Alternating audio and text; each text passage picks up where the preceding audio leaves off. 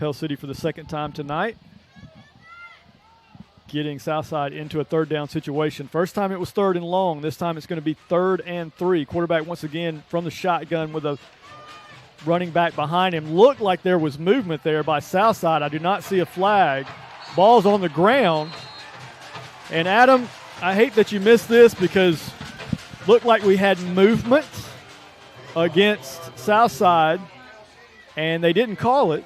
Ball carrier takes it across midfield, picking up the first down, and fumbled, but they said he was down. So Southside retains possession. 1st and 10, and now they have it at the Pell City 48-yard line. Quarterback in the shotgun. Fakes the handoff, play action. He's going to roll to his left. Hits a running back in the flat, but quickly met by number 37 and number 11 for Pell City. Isaiah Bossy, along with last week's Metro Bank Player of the Night, Drew Sisson. And it'll be a very minimal gain, maybe about 1 yard. 6.5 left to go in this first quarter. Great job, Lance. We're having all kinds of technical difficulties here behind the scenes, trying not to make it too obvious. Great job by our staff up here. So 2nd down and 8. We're scoreless. 6:15 left to go first quarter. Southside with the ball, their second drive on offense. Looking to throw.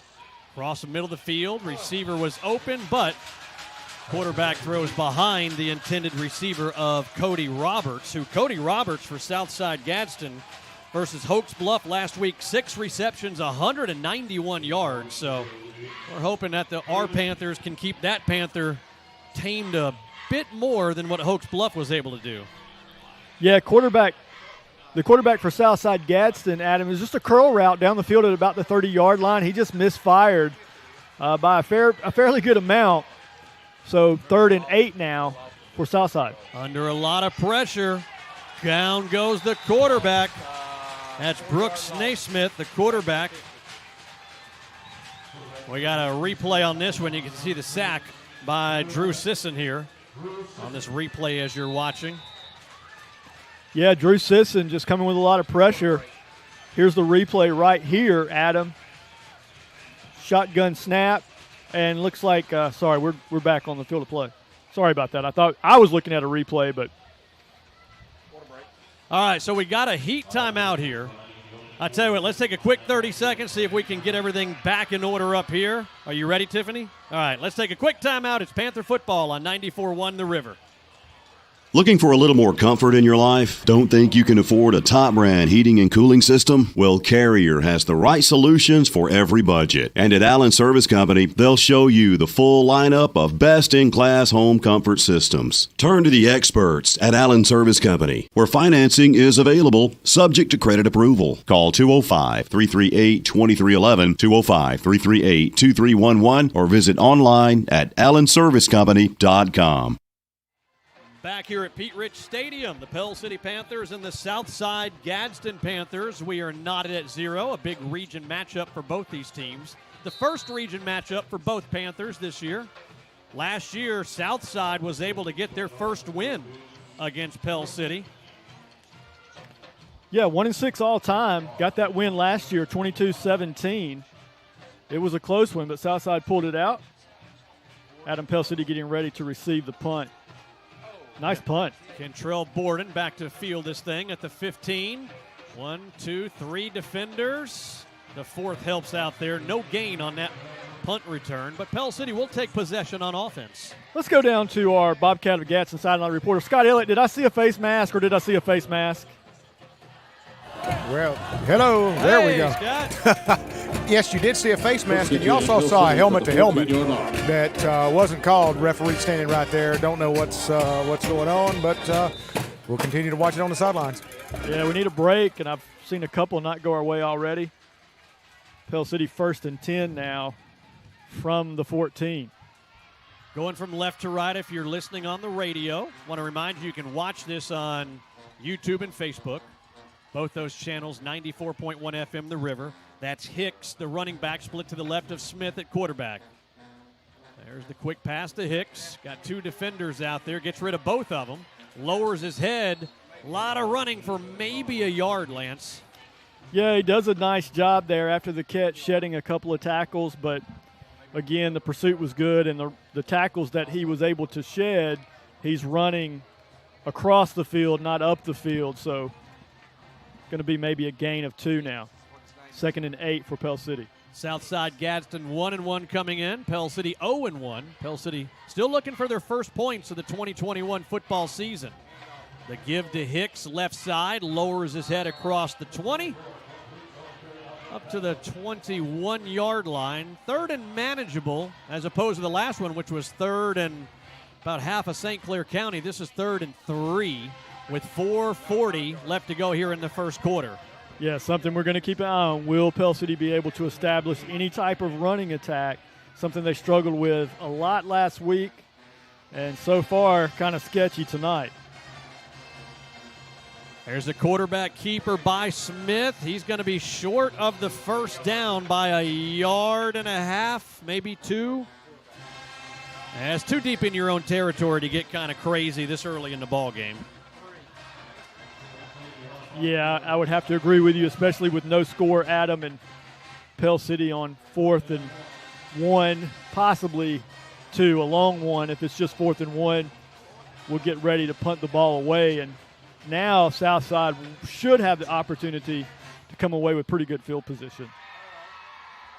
Jake Blackstone just inside his 10-yard line. 2 men back to return this punt. Good punt by Blackstone.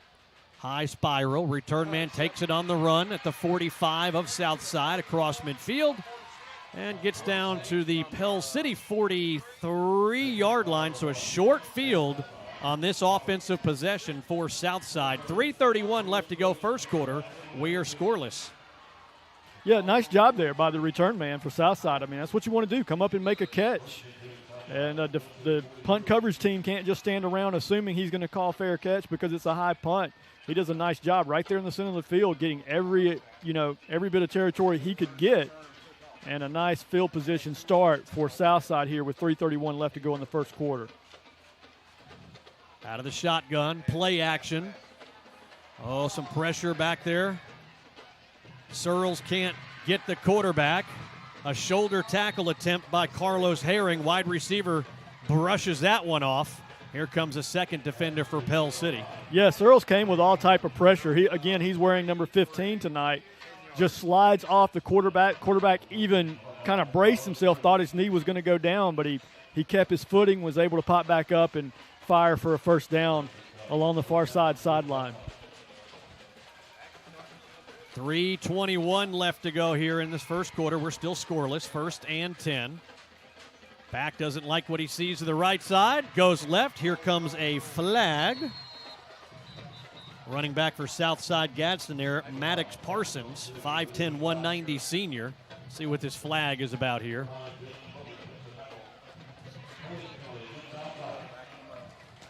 Holding will go against Southside this time, Adam, so going to back it up from the spot of the foul. And they'll back it up 10 yards.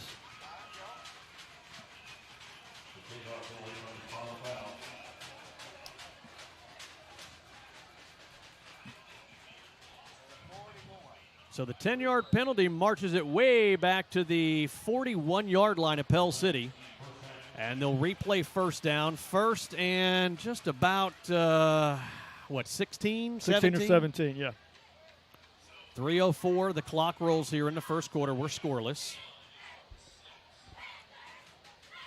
3 receivers up top, 1 in motion now coming to the backfield. Looking to throw. Lots of time, passes up and goes right through the receiver's hands. Good job by Caleb Gross reminding the receiver of Southside that he was there even though he didn't make the catch. Yeah, good protection by the Southside offensive line. Quarterback had all day to throw, put a lot of pressure on that Panther defensive backfield. Pass sailed just a touch high over the I think the receiver actually got his hands on it, but going to fall to the turf. No damage done. 3rd and 18 now for Pell City.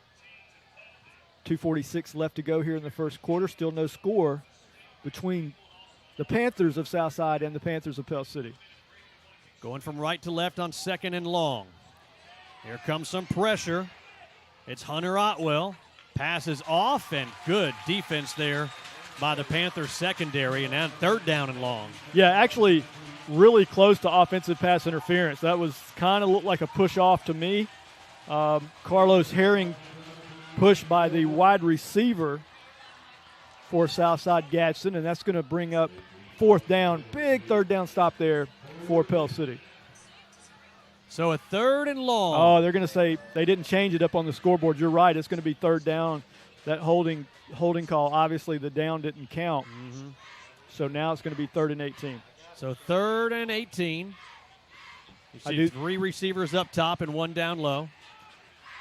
Out of the shotgun, passing scenario here for Southside. Time, passes up. It's complete for a first down for Southside into the Coosa Valley Mortgage red zone there for the first time tonight for Southside. Yeah, safety help was coming across the field, but he could not find the football. And that's a big throw and catch to convert on third down for Pell City. That was a 30-yard throw and catch there for a first down by Southside. With 2:27 left to go here in this first quarter, it's Southside and Pell City, region foes, knotted at 0. You know, of all the things that we've spoke on about what can be improved upon, got to have more success on those third downs in terms of getting your defense off the field, especially on a 3rd and 18, 30-yard pickup for Southside. On a 1st and 10, deep in Panther territory, nice little stutter step there by the back is going to get him a 9-yard gain. Now 2nd down and 1 from the Pell City 3-yard line. Yeah, Maddox Parsons just extremely patient with his running there. Just kind of waiting for something to open up and finds a hole, shoots up the middle of the field, almost got it into the end zone. It's going to be first down and goal from the 1. See if they give it to the running back here or try a little trickeration. It is a first down, as Lance said. 1st and goal to go. There's the snap. The give to the back, lowers his head, and it will be a touchdown. We'll watch this replay right here.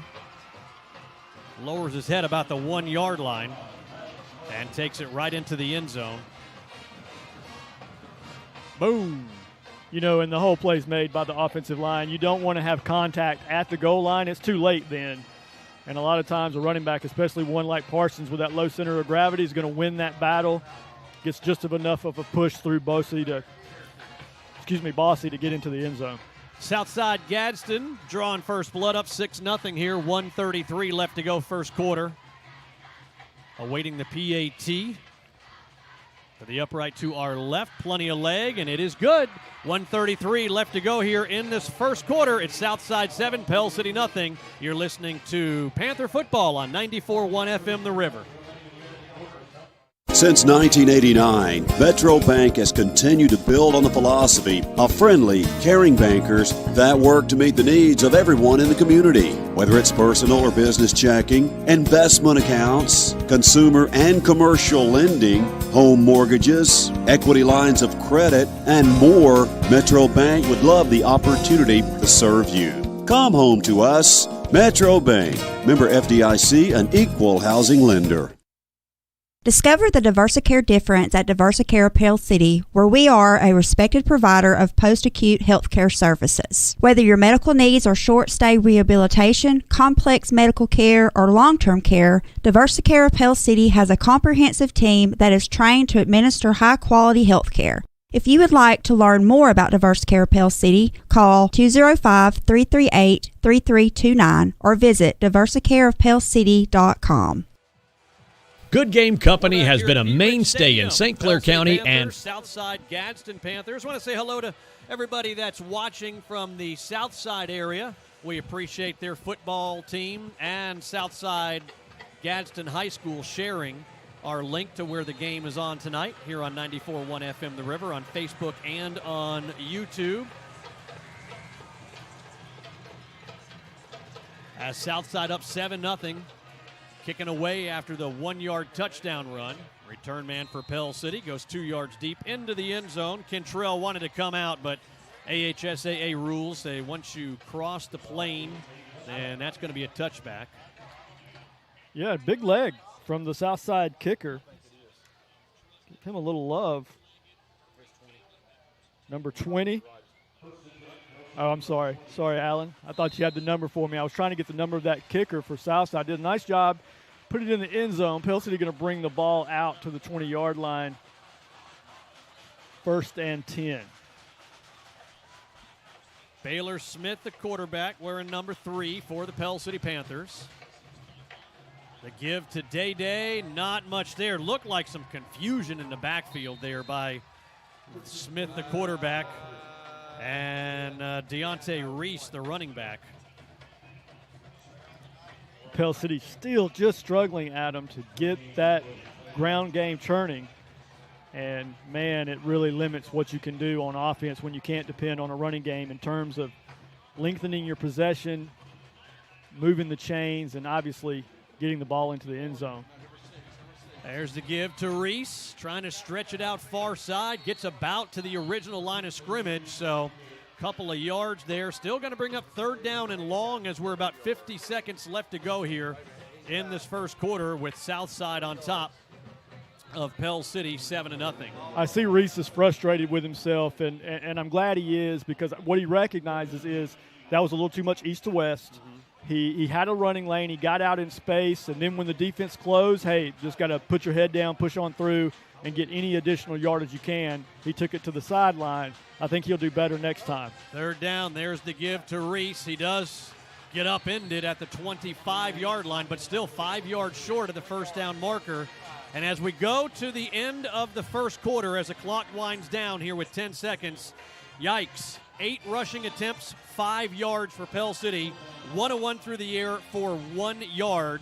That first quarter, Pell City had a total of 6 offensive yards. Second quarter, when we come back, you're listening to Panther Football on 94.1 FM The River.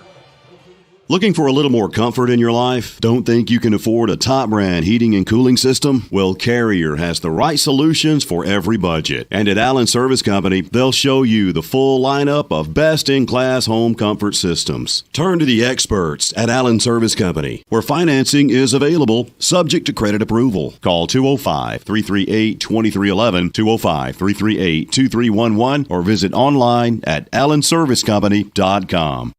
Whether you need storage for a jet ski or a full-size RV, Dooley's Boat and RV Storage is the only name you need to know. Offering the largest covered storage around Logan Martin Lake, they have 24/7 gated access and running state-of-the-art surveillance cameras. All units have power and water's available, and they also offer by-the-foot storage for jet skis and small vehicles. Dooley's Boat and RV Storage, Highway 231 South at 160 Lakeshore Drive in Cropland. Jake from State Farm. Back here at Pete Rich Stadium. Oh, we canceled out Jake from State Farm. Sorry, Jake, you got to keep on barbecuing when we come back. If you were watching the live stream, then you know what I mean. So we start the second quarter with Pell City a total of 6 offensive yards in their 2 possessions in that first quarter. Blackstone, again, a nice punt. This one's going to be fielded at the 45. Oh, look at that big hole right there. Down the far side. Is there a flag there? Yes, there it is. Flag lays at the 25. That's going to be a block in the back, and it should negate that touchdown. But still, Lance, big problems on special teams tonight. Yeah, and the big problem with the last 2 punt returns is we're giving the return man the middle of the field. Mm-hmm. We're coming in and closing in from the side, but the middle of the field is wide open. That young man took advantage of it. He took it to the house, but he did have a little assistance with a block in the back. Thankfully, the officiating crew caught that, and now they're going to back Southside up. Pretty obvious block in the back happened just around the 25-yard line. And looks like, yeah, Alan. I hear Alan Rowan, our spotter, talking, and I'm agreeing with him. I'm surprised the ball's not backed up further. Looked like the block in the back happened around the 26, so you'd think the ball would be back, at least back across the 40. Well, they spot it at the 36-yard line as Southside Gadsden with a 7-0 lead going from left to right as you watch on Facebook or YouTube. Hello to everybody out there watching. Under a little pressure, quarterback now rolling out to his left. Forcing him out of bounds was Pell City's Caleb Gross. Quarterback Brooks Naismith, the sophomore, 6'3", 175. Pell City puts on the pressure, but the quarterback steps up in the pocket, frees himself up a little bit, breaks off to the left side, picks up maybe one to get the ball down to the 35-yard line. 11:35 left to go here in the first half. Southside 7, Pell City 0. But Southside Gadsden once again with good field position. Second down and 9. 11:35 left to go first half. Panthers down 7-0. There's a screen pass. That's a backwards pass. That's a live ball. Does Pell City pounce on it? The referee says, we're looking at him. You see him right there in the screen. And they say it goes out of bounds. They're going to talk about it here in a second. Let's watch this replay, Lance. Tiffany caught this replay right here. Let's see if – I don't know if we're going to be able to see that ball go out of bounds, but watch this pass right here. And it goes backwards. Woo! Yeah, really close. And it may have been a situation where we didn't get control of it before it did actually go out of bounds. Mm-hmm.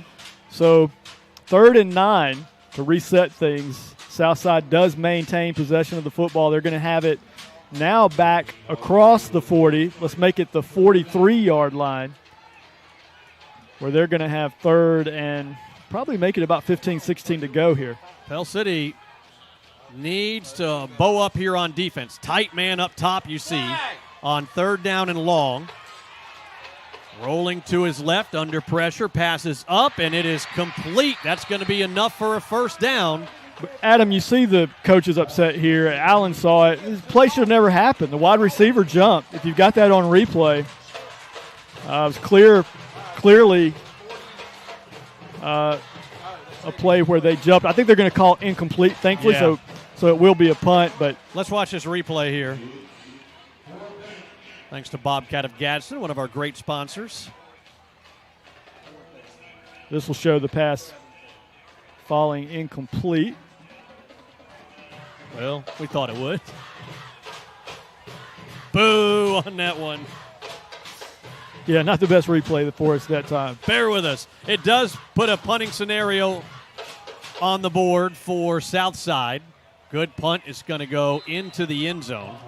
And the Pell City Panthers, Pell City dodged a bullet there. The bad special teams coverage, and even with the penalty, another short field for the offense of Southside, but the defense does a good job of forcing the punt and keeping it to a one-possession ball game. Yeah, all things considered, they're in the most advantageous position considering what Southside was able to do with their last possession, having the ball in such great field position again. Pell City fortunate to have the ball back at the 20, 11:06 to go. Only down a touchdown to Southside here in the first half. Baylor Smith in the shotgun. Looking a little option pitch right there to 24, Quentin Hicks.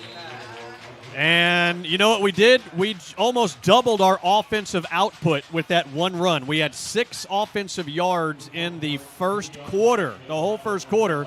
That was a 9-yard run right there. Yeah, almost like a toss sweep, except he pitched it forward, getting the ball to your running back. Here he comes again. Yeah, downhill is what Quentin Hicks is running, and that is a Main Street Drugs and Gift Shop first down. You see number 24.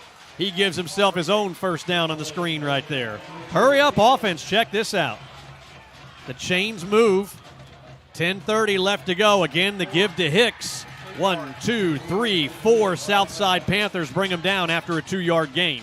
Yeah, 3 solid plays there, all going to Hicks and all going the right direction. It was good to call out that Main Street Drugs and Gift Shop first down, Adam, something we just haven't had happen in possessions throughout this season so far. 2nd and 8 here. From the 40-yard line, 10:06 as the clock rolls first half. Panthers down 7-0 to the Panthers of Southside. 2 down low, 1 up top. Hicks split to the right. There is the give to Hicks. Nice hole. Oh, and there's a flag coming down. Let's go down to our Bobcat of Gadsden sideline reporter, Scott Elliott. One thing that I saw on the last series of downs is there was some confusion in the backfield between Day and Baylor.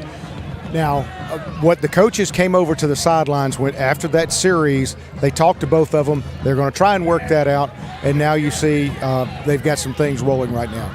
Yeah, unfortunately, they're rolling the wrong direction after that nice run by Hicks. You might have heard Blake Campbell, the PA announcer here at Pete Ridge, saying holding Pell City, and you see it march back there on the screen. 2nd down and 15, the ball back at the 32-yard line. Pell City down 7-0 against Southside. 9:45 left to go first half. Clock rolls. Want to remind you, we will talk to Coach Wayne Lee as they make their way into the locker room and then they get the end of the game. Hicks now split to the right of Smith in the backfield. And we got a flag by the referee on the near side. Right in front of Coach Lee. Whoever's keeping the scoreboard at Pete Rich has not grasped that on the penalties, the down doesn't move back. So we got to make sure we stay straight with that up here. It is still 2nd down. And that penalty will go against Southside, going to move us up 5.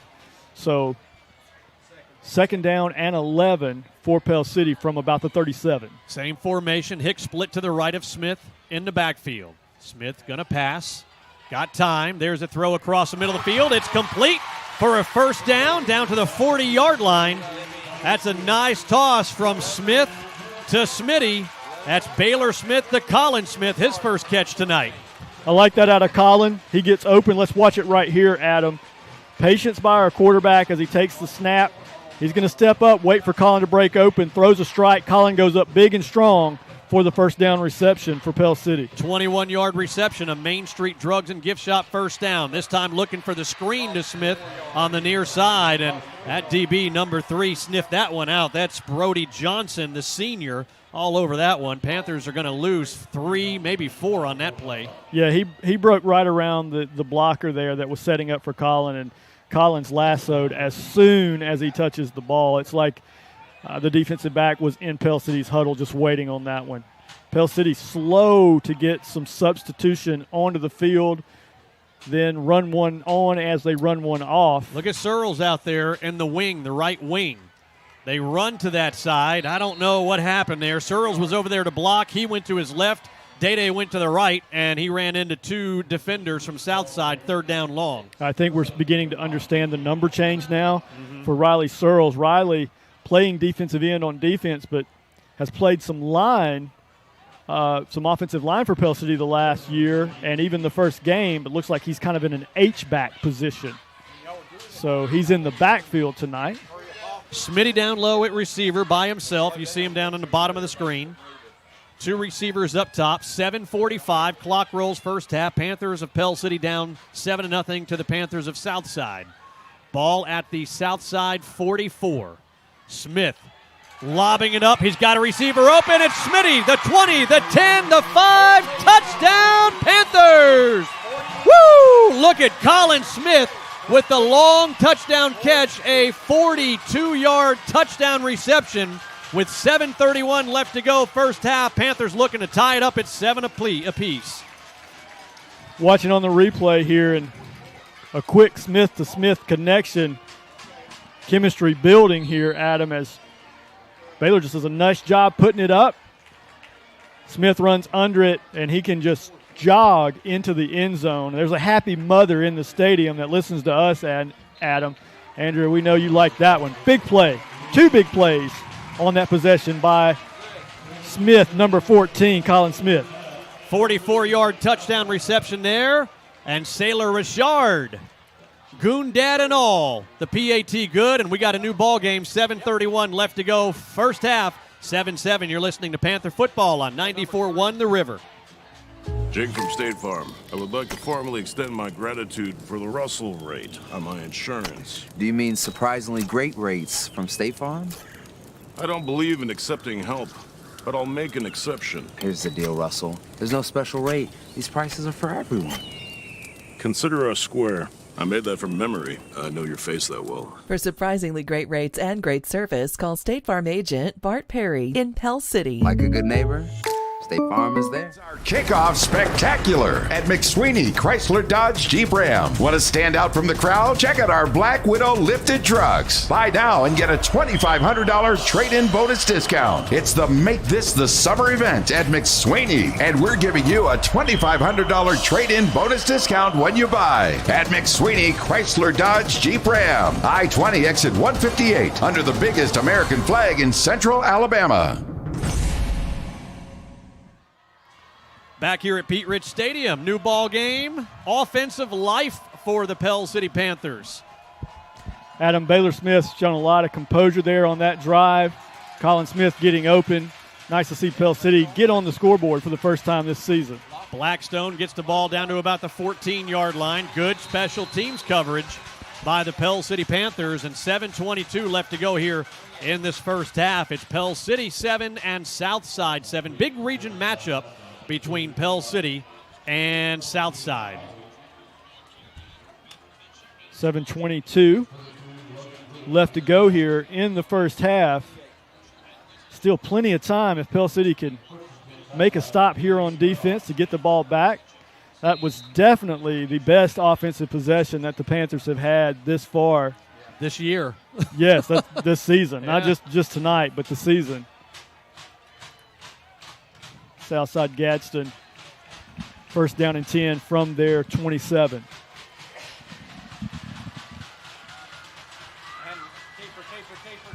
Going far side there. Picking up some blocks, first down and more. And pushed out of bounds by Caden Sawyer, number 20, looks like 27 for the Panthers over there. Can't tell if that's a 27 or what. That's Bossy, my apologies. The official is speaking with Southside coach. I'm not sure if we did indeed have a penalty on the play, and they're going to back up Southside. I think we may have a holding call here. I hope. They are backing up Southside Gadsden.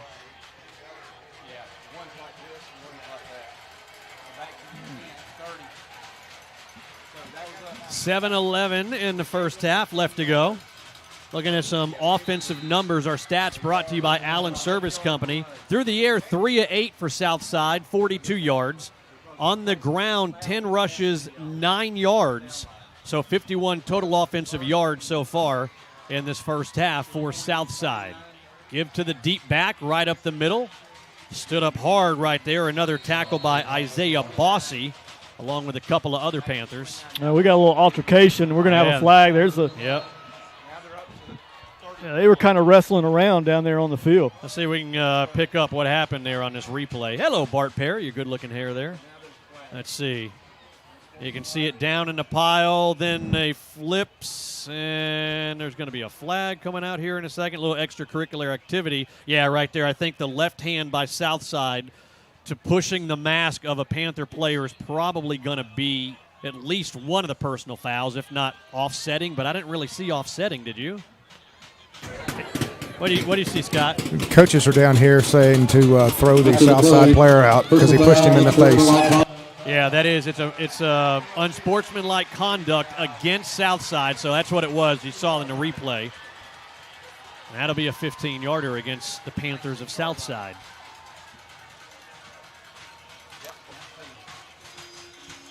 Pell City will take it. Definitely helps Panther potential field position here if we can get them to punt the ball away.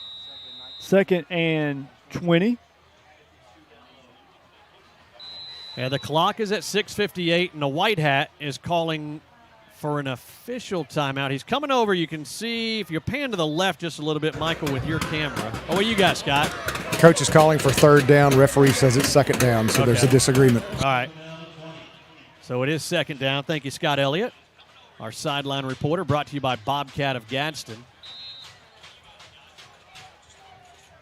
Ball on the 18. They'll need to get it out across the 38 for a first down. There's the snap. Quarterback keeper running near side. Panthers have it hemmed up. Let's see if they can make the tackle. Cutting back, now reversing field. And about 4 or 5 Panthers right there to make the tackle. You see Hunter Otwell there, number 22. See number 5, Carlos Herring there on the tackle. Adam, I'm going to love on some guys, and then I'm going to be critical of the Panther defense. Carlos Herring, he does a nice job up there turning that inside. Where's his backside help? Every Panther defender needs to be chasing that play down, and the guys were just too slow to get to the football after a quarterback stops and cuts back in the middle of the field. Defense can't stop on a play and assume it's going to go to the outside. Guys have to hustle to the football. Didn't hurt them that time, but it could in the future. 3rd and long. Pump fake.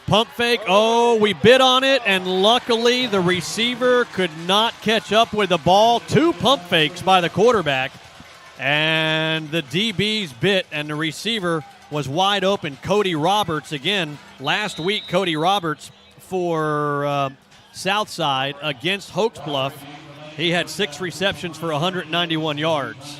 Yeah, looks like we're going to have a heat timeout on the field. We'll take it with them. You're listening to Panther Football on 94.1 The River.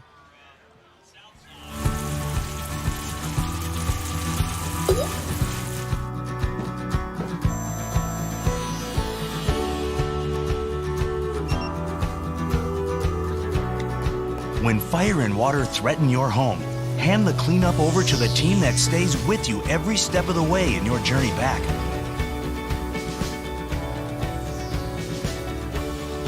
ServPro, like it never even happened. Hi, I'm Adam Stocks, owner of 94.1 FM The River. Thanks for watching high school football here on our social media platforms, whether you're watching Pell City or Springville.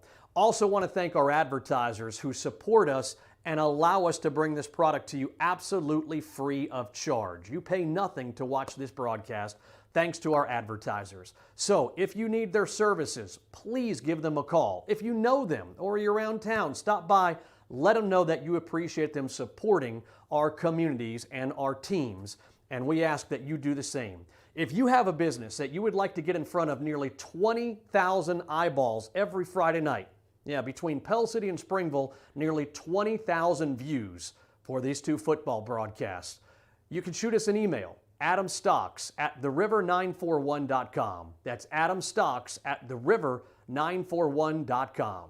Go Panthers, go Tigers. Your exclusive. Back here at Pete Rich Stadium, after the punt fair caught by the Pell City Panthers, with 5:50 left to go here in this first half, Panthers are going to take over at their own 44-yard line, tied at 7 with Southside. Now listen, it was a little shaky because of the pass and that he got behind the defense, but other than that Panther defense did exactly what we needed them to do, got the ball right back into the offensive hands and virtually no time off the clock. 5:50 left to go, plenty of time for Pell City to put a drive together here, take the lead before the end of the first half. Day Reese split to the right of Smith in the backfield. 2 receivers up top. Colin Smith down low by himself, and coming out of a fair catch, Pell City has to call a timeout. Let's keep it here. Let's get a shot on the coaches over there. Coach not happy. You see Coach Wayne Lee. He's the white shirt all the way to the left of the 3 coaches there. Hat came off as he was calling a timeout. Not happy he had to call a timeout coming out of basically a change of possession. Yeah, there's some angry coaches all the way around. Offensive line coach especially. Coach Huff, he was not a happy guy. Yeah, hey, want to say hello to Mrs. Romaine Hufford, listening to us and watching us up in Pennsylvania. That's Coach Huff's mama. Hope she had a good Philly cheesesteak for me tonight. Hello to Mrs. Alverson. We're looking at some of the comments on our Facebook page. Love me some Mrs. Alverson. I was going to say, you're just one of the sweetest ladies you could meet in Pell City.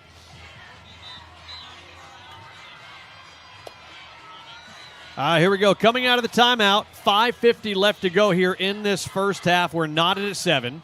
You see 2 receivers to each side. Out of the shotgun, Day split to the left of Smith. There is the give to Reese. He's got some running room and tries to cut to the left He gets a couple of yards. They say he gets up to the 46-yard line. Day has that low center of gravity, and he runs hard. I think he's got to work a little bit on the north-south. Yep.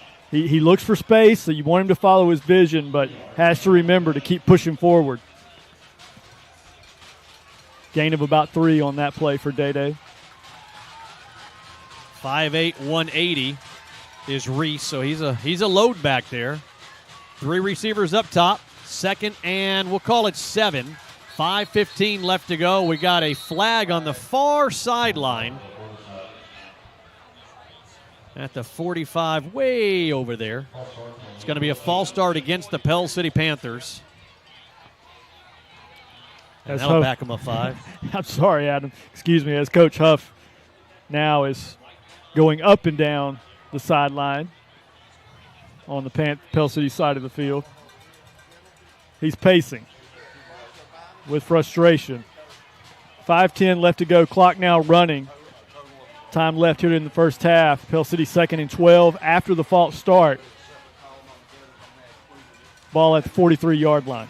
Down low by himself, Colin Smith. You see him. Got some help from the safety. Now look, he's peeking over the DB on the blitz. They're bringing a bunch of people, and Smith just has to get rid of it. And that goes in between a couple of receivers. Caleb Gross just kind of looking back saying, who's that going to? And it looked like Kentrell Borden going deep, and unfortunately it's going to bring up 3rd down and long. Yeah, and by the mannerisms of Baylor, that was on the receiver. He had a lot of frustration as if the receiver was not on the right page with him in terms of the play called. 3rd and 12 as it sailed in between the 2 Panther receivers. 4:47 left to go. Again, showing blitz from that right side. There's a throw, and it's going to be incomplete. He was looking for number 7 for Pell City. That's M.J. McClooney. First time I think we've seen McClooney targeted for a pass. And they're bringing the pressure the last 2 plays, and they both worked out for the defense of Southside. 4:41 left to go first half. It's 7-7.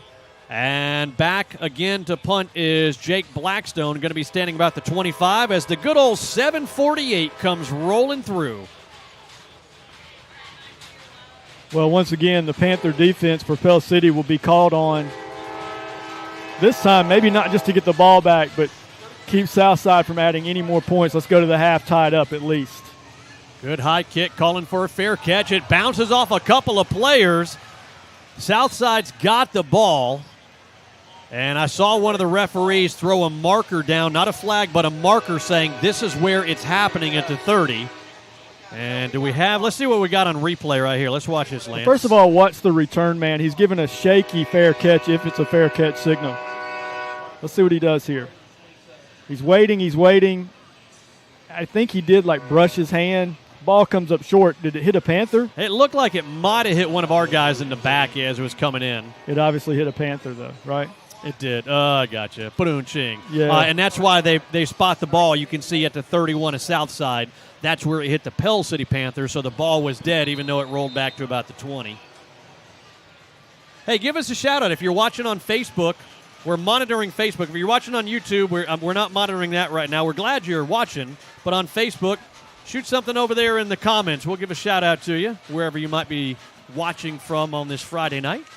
4.5 left to go in this first half. It's 7-7. There's Riley Searles first in on the tackle. And speaking of Searles, I saw Mrs. Searles. She made a comment a little bit, Mrs. Laura Searles, watching her great-nephew Riley, who normally wears number 51, but he changed jerseys to number 15 to put him in the offensive playbook a little bit tonight. Riley Searles' father, his dad, Kevin, on that 1993 undefeated St. Clair County Saints team. Quarterback for those guys. 2nd down and 8. There's a quick throw. Tipped by a Panther. Pulled out of the air by the receiver. A Panther makes a misstep at the 30 and finally bringing down the receiver, Cody Roberts, way down at the Panther 15-yard line. Yeah, just sometimes the ball bounces your way, sometimes it doesn't. What we're going to see here on this replay is the ball bouncing the Southside's way. Is that Keller? Who got the hand on it right there? Keller, number 1. Yeah. And then the wide receiver doing a nice job getting an additional yardage running downfield. And thankfully, Carlos Herring able to wrestle him down at the 14, 15-yard line. 52-yard pitch and catch there. And they are inside the Coosa Valley Mortgage red zone and eating up some more chunks there inside the 5. It's going to be a first down, goal to go inside the Coosa Valley Mortgage red zone. Yeah, on a play like that, that's just the offense winning. That's the blocking winning over the tackling. Pell City, anytime you get a running back that's getting that kind of momentum and getting down the field that far before there's contact, you know your defense has been beat up front. Give a shout-out, Tracy Stevens, recently retired from the United States military, watching in Harpersville on YouTube. Mr. Strength, watching from Gadsden, Alabama. We got a timeout on the field. We'll give some more shout-outs when we get back. 2:55 left to go first half. Southside knocking on the door. We're tied at 7. It's Panther football on 94.1 FM The River. Your exclusive Bobcat dealer for East Central Alabama is Bobcat of Gadsden, and they're a full-line Bobcat dealer for construction and agriculture. They specialize in parts, service, sales, and rentals. And right now they have up to $3,000 in rebates on new purchases and great financing rates. Bobcat of Gadsden, same-day delivery on rentals, factory-trained service technicians, and they're ready to serve you. Call 256-563-4001. Finally ready to buy my first home after renting for the last several years. As I started my search, I got overwhelmed by how many websites and confusing listings there are. That's when I found the experts at ERA King. To me, ERA means expertise, reliability, and activity. I depended on them to find a home in my budget, and they didn't stop working until the keys were in my hands. ERA King. To us, it means always doing the right thing for every client. What will ERA mean to you? Find out at eraking.com.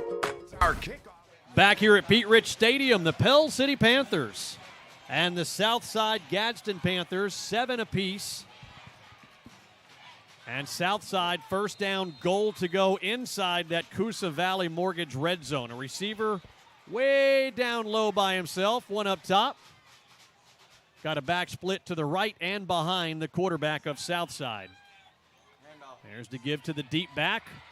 He's going to muscle his way close, but not close enough, down to the 1-yard line. Second down, goal to go. Now with 2:45 in the first half. Here comes some wide bodies for Pell City. Marquise Bedford, number 10, and number 36, A.J. Wells. Out comes Brian Keller, and looks like 55. Yeah, Tyrone Bush coming out as well. Scott Elliott down there at the goal line with the bird's eye view for us, because they are knocking on the door. Speaking of Southside Gadsden. Out of the shotgun. Think they're going to run again. There they go. Lowers his head, and he's able to muscle his way across the goal line. So 2:08 left to go here in the first half. Southside gets their second touchdown in this opening half, now with a 13-7 lead over Pell City. Still have time, though, for the Panthers for a nice return and for the offense maybe to try to do a little something here.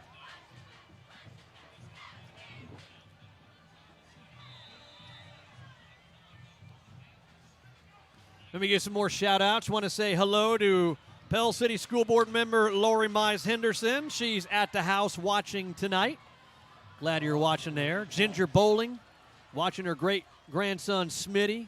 Calvin Barber, appreciate you watching tonight as well.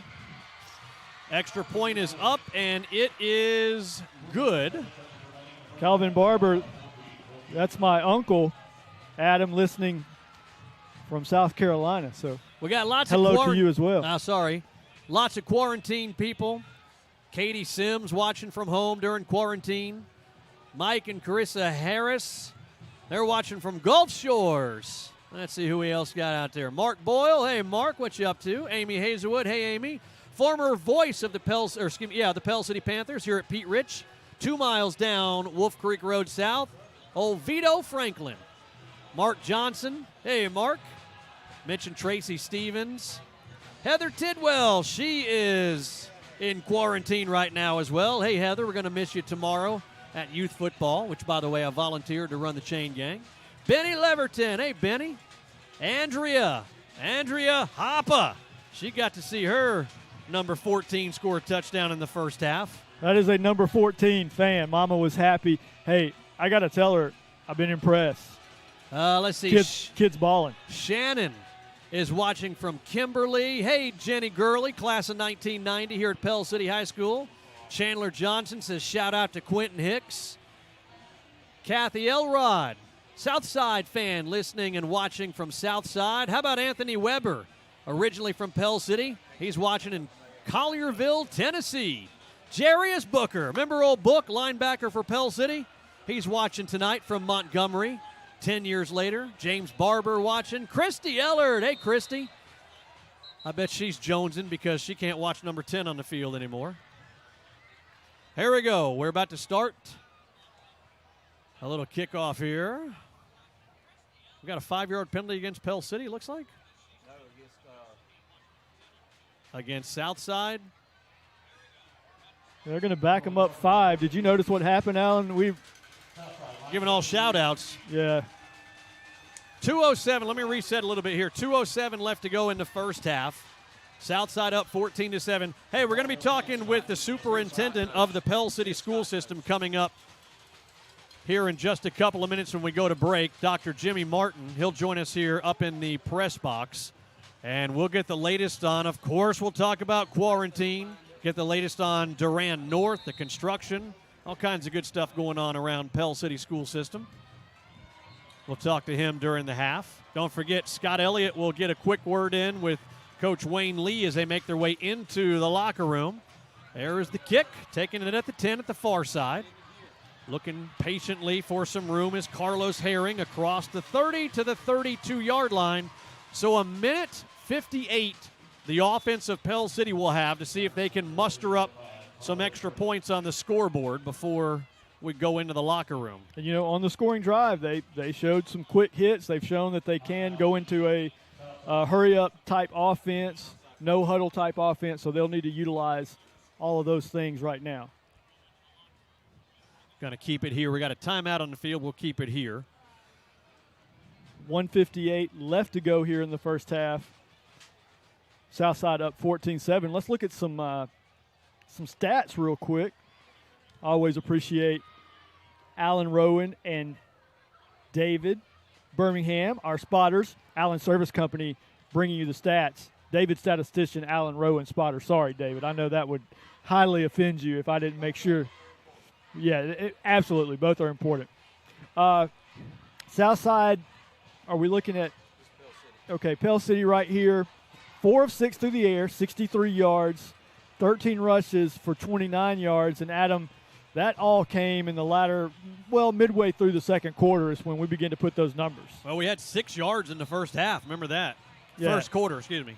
Yeah, so individually, Colin Smith having a great night. 3 catches, 62 yards. Of course, he had the 44-yard touchdown catch, had a nice 21-yard catch across the middle. So those are some of the things Pell City's doing on offense as we get set back to go to live action here. 1st and 10 from the 31.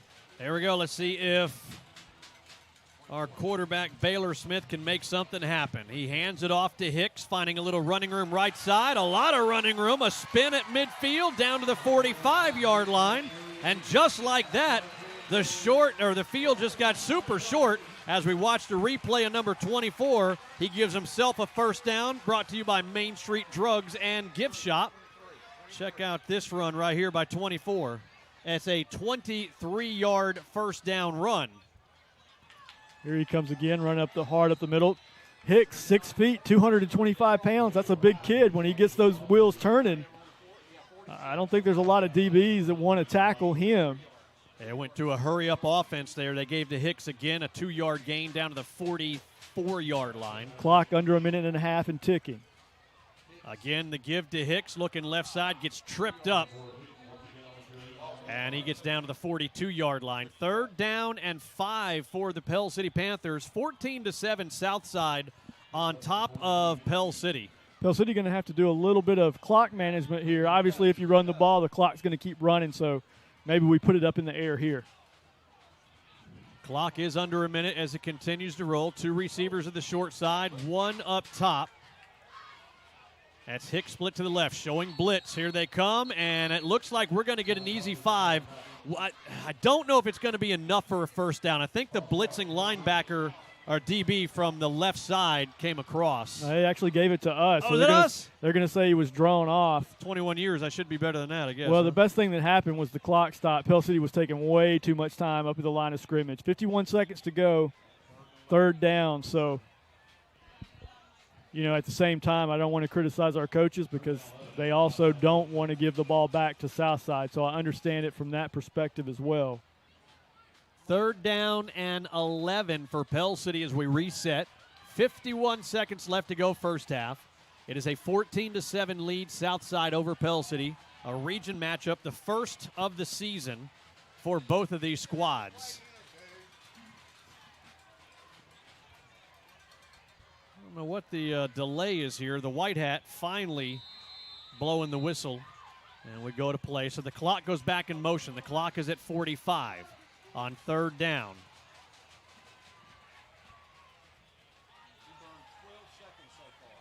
Yeah, burning a lot of clock here. Clock continues to roll at 34. Out of the shotgun, the give to Hicks. A stiff arm at the 45, lowers his head at the 40, down to the 35. That's a first down, a Main Street Drugs and Gift Shop first down by Quentin Hicks. All right, at this point, I think Pell City's got to feel comfortable going downfield. I think up to that point, they didn't want to leave any time on the clock for Southside. Hicks doing a great job of running in this possession. We see it again there on the replay. Here he comes again up the middle. Yeah, giving to Hicks. He gets to inside the 30, down to the 29-yard line, and Pell City calls a quick timeout. How much do we want those 15 seconds that we wasted away on 3rd down right now? Let's take a timeout. It's 14-7 Southside. 15 seconds left to go first half. It's Panther football on 94.1 FM The River.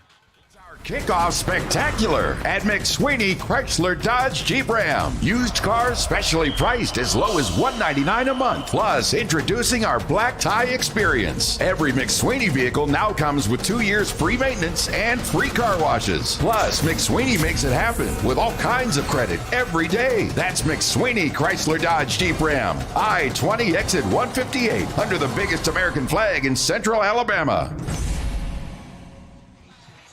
We're back at Pete Rich Stadium. The Pell City Panthers trying to muster up 3, maybe 6 or 7 with 15 seconds left to go in the first half. Southside on top, 14-7. No timeout, so delicate clock management here. You're going to have to be looking at things like guys getting out of bounds or the help of an incomplete pass. Other than that, Baylor's got to spike it if we don't get the ball into the end zone right here. Yeah, you got it. You look at 14. They got 2 DBs and safety help over there. That's the Smitty to Smitty combination. 2 receivers up top. Man, you see the safety up top over there too. There's a throw across the middle of the field. I don't know if he was looking for Smitty or McClooney, but it goes in the dirt in between them. Clock stops at 10.8. And again, that's your benefit of putting the ball in the air. Incomplete pass, clock stops. You run the ball with no timeouts and you don't get out of bounds, you're going to the half without another chance to score. So Pell City probably going to keep it in the air from here on out. And really, you got 1 or 2 shots at most. Yeah. 10 seconds left to go here in this first half. Take that. 3rd down and 3 for Pell City from the 29-yard line. Twins to each side you see there. Smith looking across the middle of the field. Up, it's caught for a touchdown! How about Kentrell Borden in between 2 defenders with 3.5 seconds left to go as we watch this one on replay. What a great pass and catch. It's as pretty as it gets. The pass is on the money. The clock's running out at the end of the first half, and Borden is the big play guy. And watch him run down this football right here. When it's in the air, separation, touchdown. That one was a 29-yard touchdown pass from Smith to Kentrell Borden. And just like that, as the extra point by Sailor Richard, sails right through the uprights.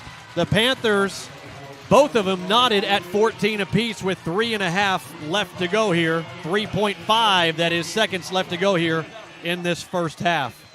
Yeah, just wow. We all felt the anxiety up here as Pell City tried to put that drive together. A lot of ground game, but a lot of clock running. And then it just became, without the timeouts, Pell City had to put it in the air. Great call with 10.8 seconds. I thought you had to look into the end zone. I said it before the play. And, man, did Baylor Smith drop back cool, calm, and collected and fire a strike. I mean, talk about a post route, Scott Elliott. I mean, right down the middle of the field, across the goal line. Borden getting that separation while the ball was in the air. And Pell City got this thing knotted up at 14. That was everything you could ask for to close out the first half.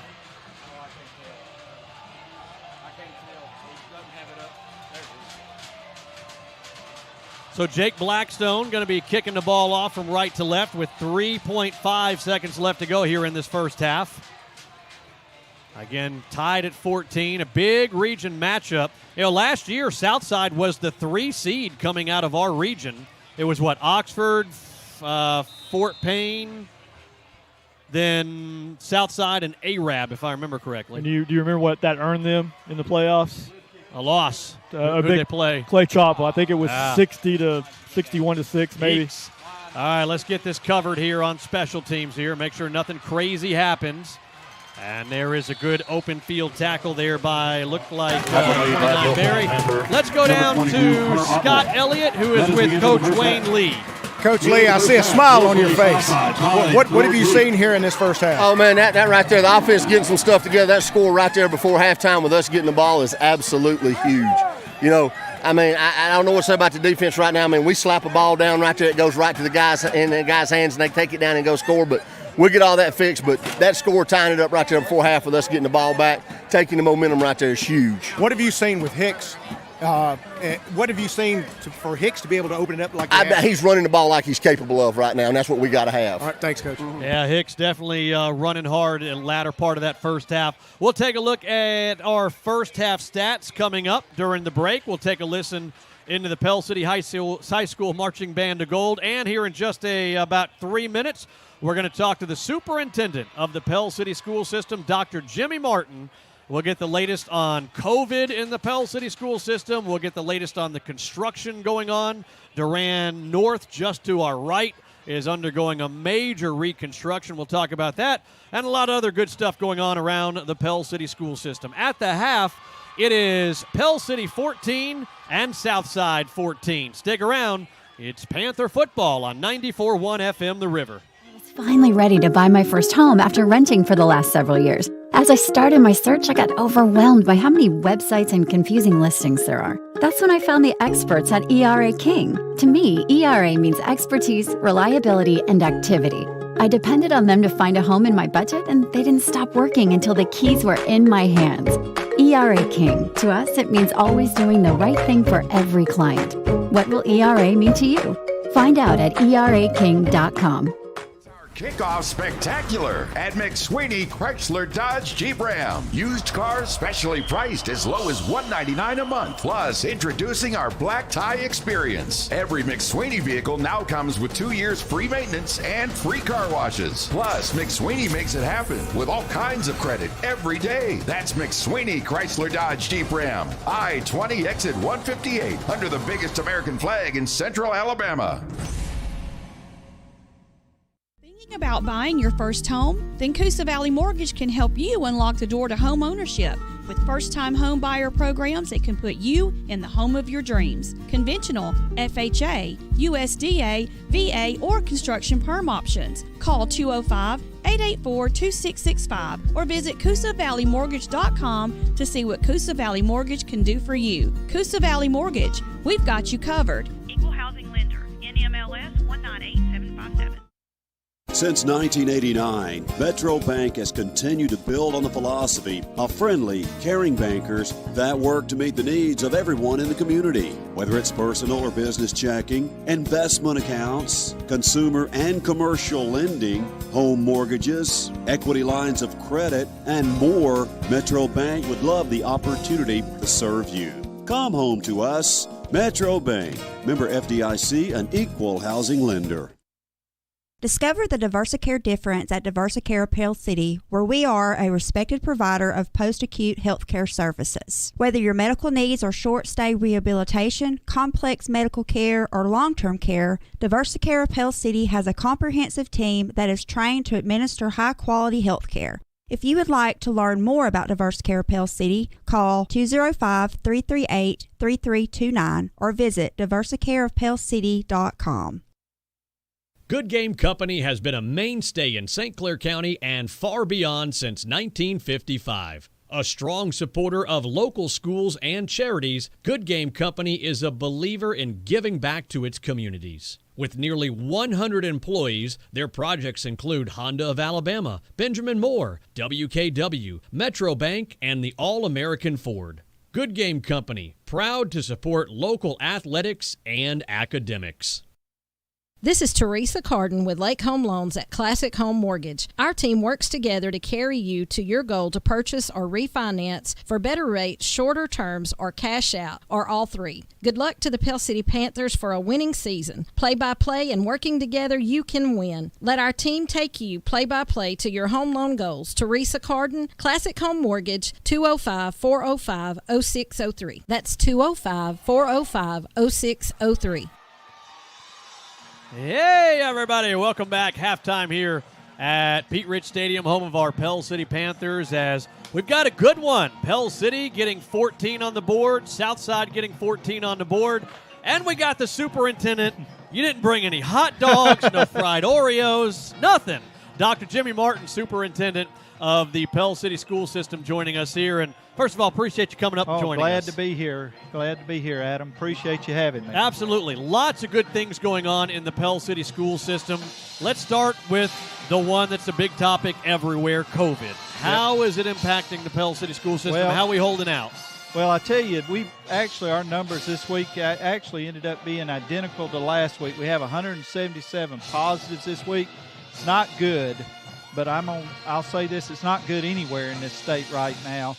It's been a challenge for us, and what we had last week is some of the places where we had hot spots with COVID, the numbers have gone down, and we've had hot spots come in other schools. Like right now this week, Durand North had their numbers doubled from roughly 13 to 26 positives this week. The high school went down about 9 students in positives this week. It's becoming a revolving door for us, and it's a moving target. But, the thing, like I said to you a few weeks ago when I was at the radio station, if you're sick, stay at home. You don't need to come to school sick, because that's the way we can contain this thing. Talking with Dr. Jimmy Martin, superintendent of the Pell City school system. Do you guys have a magic number percentage of if a school hits this percentage of positives, then we're closing it down? Well, what we look at a lot of times, Adam, is we look at what we have coming in and what we have going out, and seeing, because like sometimes you pick that magic number, you could hit that magic number, let's say 5 to 6%. You hit that 5%, but the next day it could go down. So we have to look at what's coming back off of quarantine and what's going out, and look at the trends, and that's how we judge it. And if the trends are so negative, then that comes to be a point where we have to make the tough decisions. Which I can say this is that we were close this week at a couple spots this week. We were very close. Are you? I mean, is it a board that you and the board decide? You and the principals? How, if a decision is made that we've got to close the school down? How's that process? What we do is we have a discussion amongst our administrative team. Then I discuss it just like last year. We discussed it with the board and kind of told them what we were looking at, numbers, and what we might have to do when we were getting close. And then when we do that, that's how we go about making the decision whether to close or go virtual. That's really what most places are doing, are going virtual for a period of time.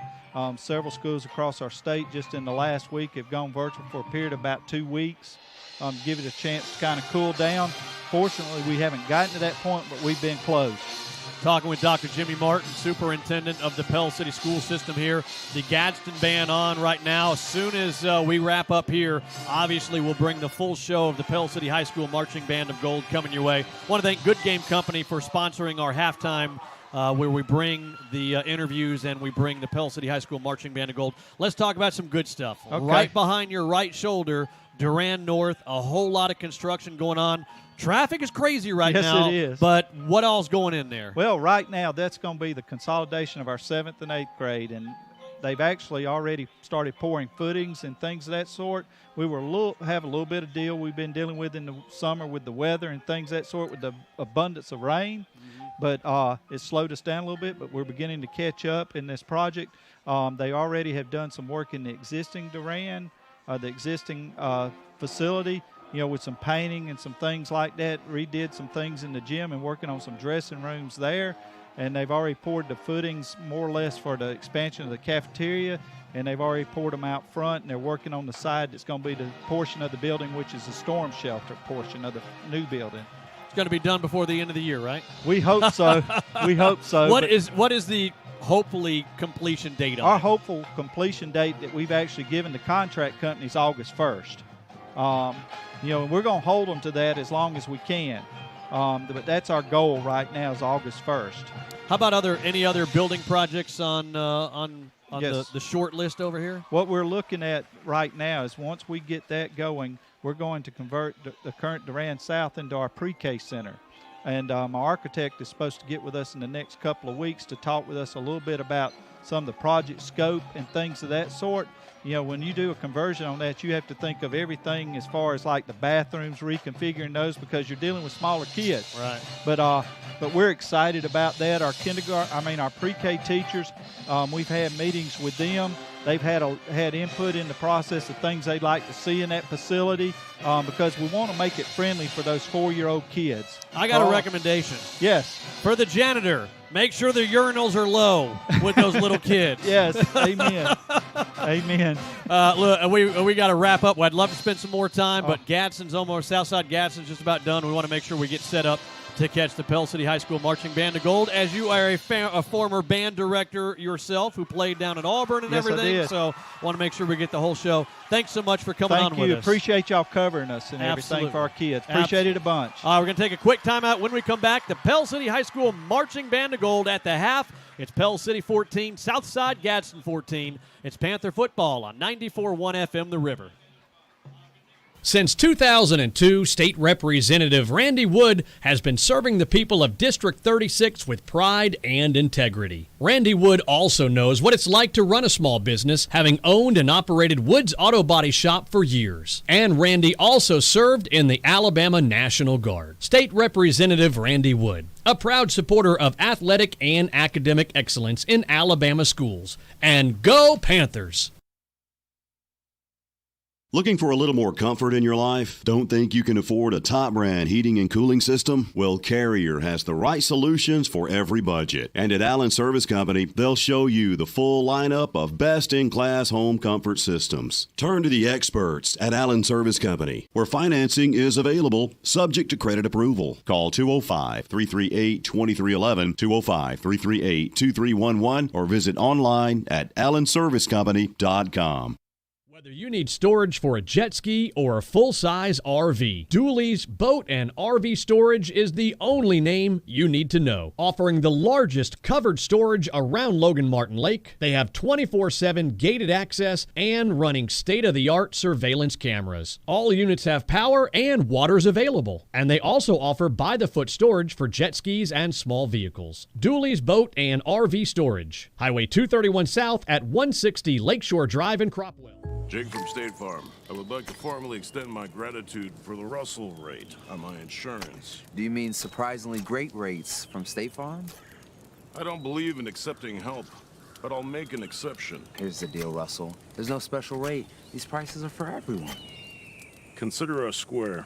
I made that from memory. I know your face that well. For surprisingly great rates and great service, call State Farm agent Bart Perry in Pell City. Like a good neighbor, State Farm is there. It's our kickoff. All right, we're back here at Pell City High School as the Pell City High School Marching Band of Gold is about to take to the field. Actually, they're on the field. You can see them out there. Want to thank our friends at Good Game Company that are helping us put the band performance on. All the great folks at Good Game Company. They had a lot of projects. Honda, they've got the new All-American Ford up there in the Springville-Odenville area. So we'll get a nice wide shot. And, of course, as we go through, we'll get the young ladies twirling batons and dancing and all the drum line and the xylophones and the drum majors and everything good out there as the Pell City High School Marching Band of Gold on 94.1 The River.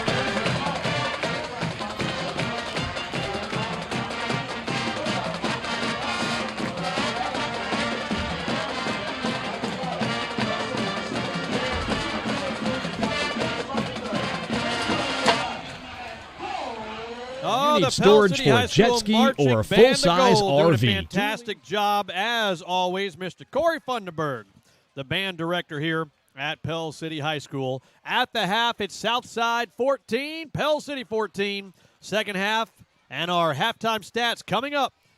You're listening to Panther Football on 94.1 FM The River. Whether you need storage for a jet ski or a full-size RV, Dooley's Boat and RV Storage is the only name you need to know. Offering the largest covered storage around Logan Martin Lake, they have 24/7 gated access and running state-of-the-art surveillance cameras. All units have power and water's available, and they also offer by-the-foot storage for jet skis and small vehicles. Dooley's Boat and RV Storage, Highway 231 South at 160 Lakeshore Drive in Cropwell. Jake from State Farm. I would like to formally extend my gratitude for the Russell rate on my insurance. Do you mean surprisingly great rates from State Farm? I don't believe in accepting help, but I'll make an exception. Here's the deal, Russell. There's no special rate. These prices are for everyone. Consider us square.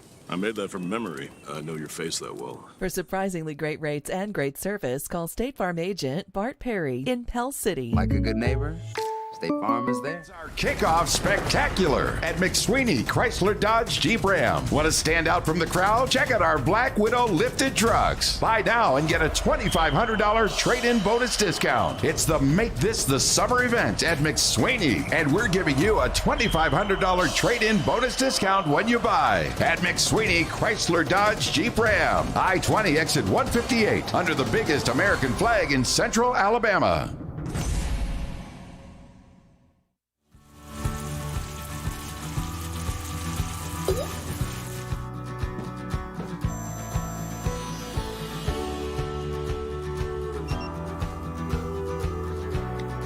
When fire and water threaten your home, hand the cleanup over to the team that stays with you every step of the way in your journey back.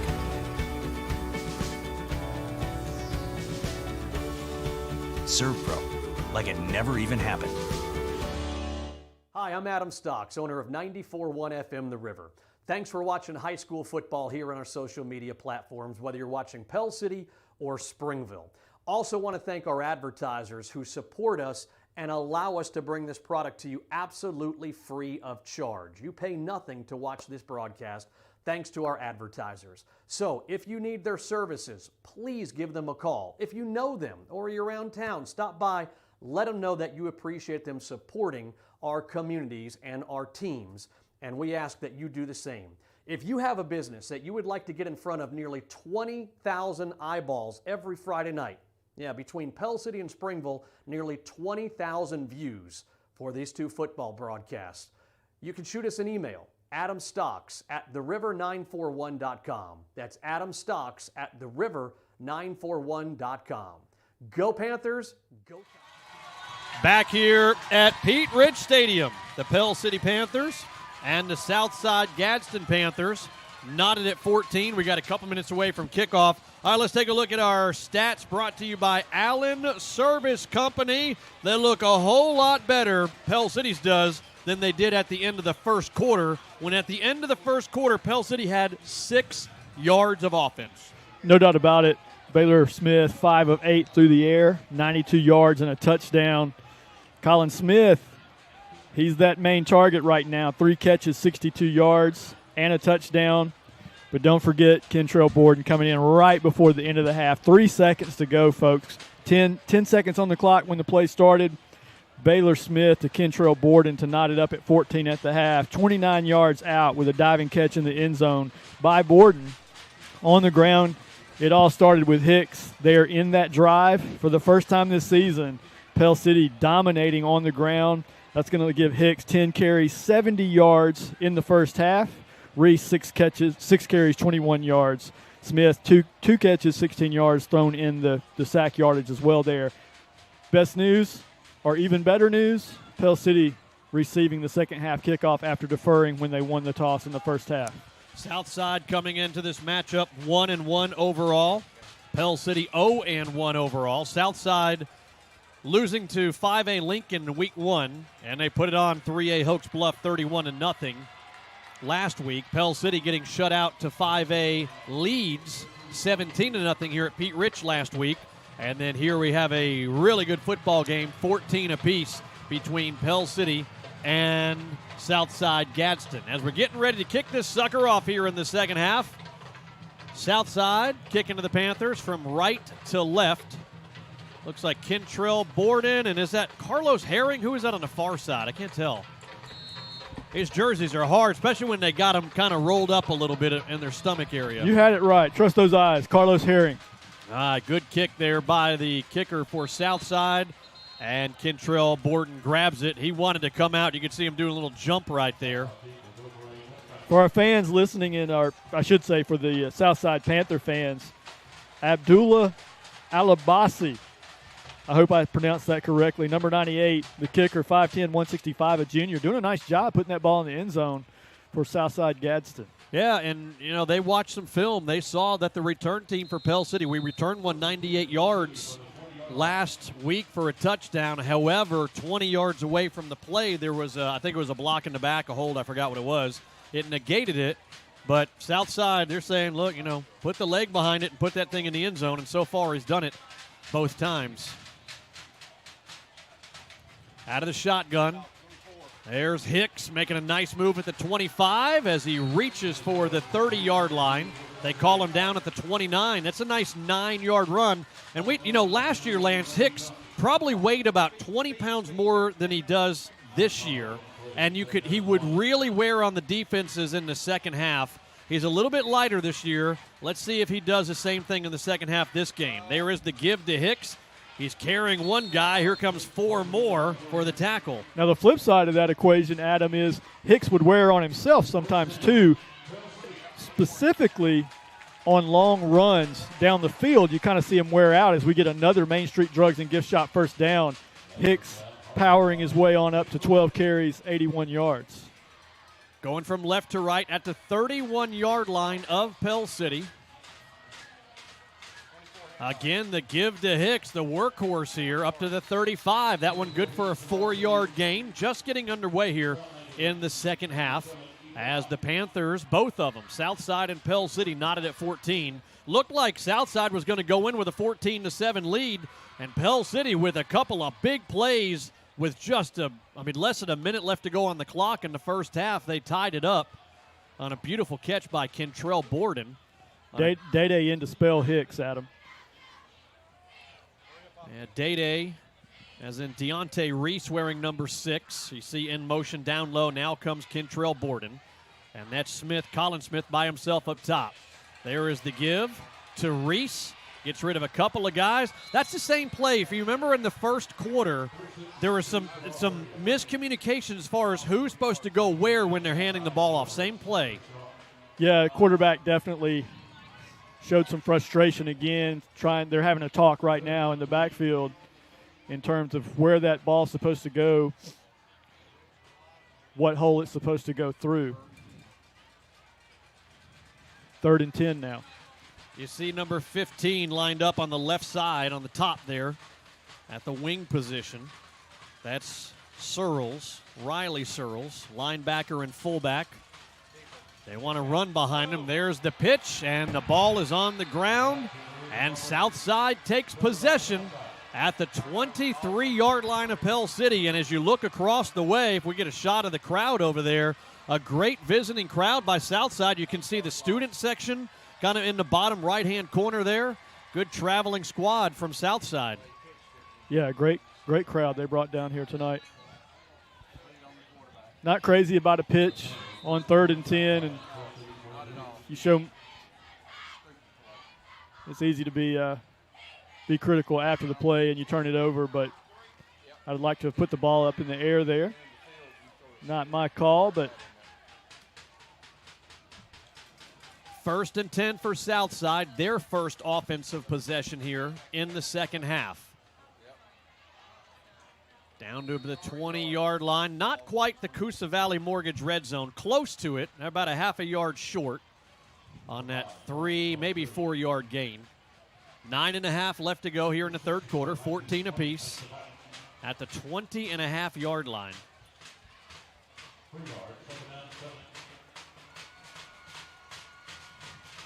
Scott, I didn't realize I had your mic down. If you Throw it back up. I got you this time.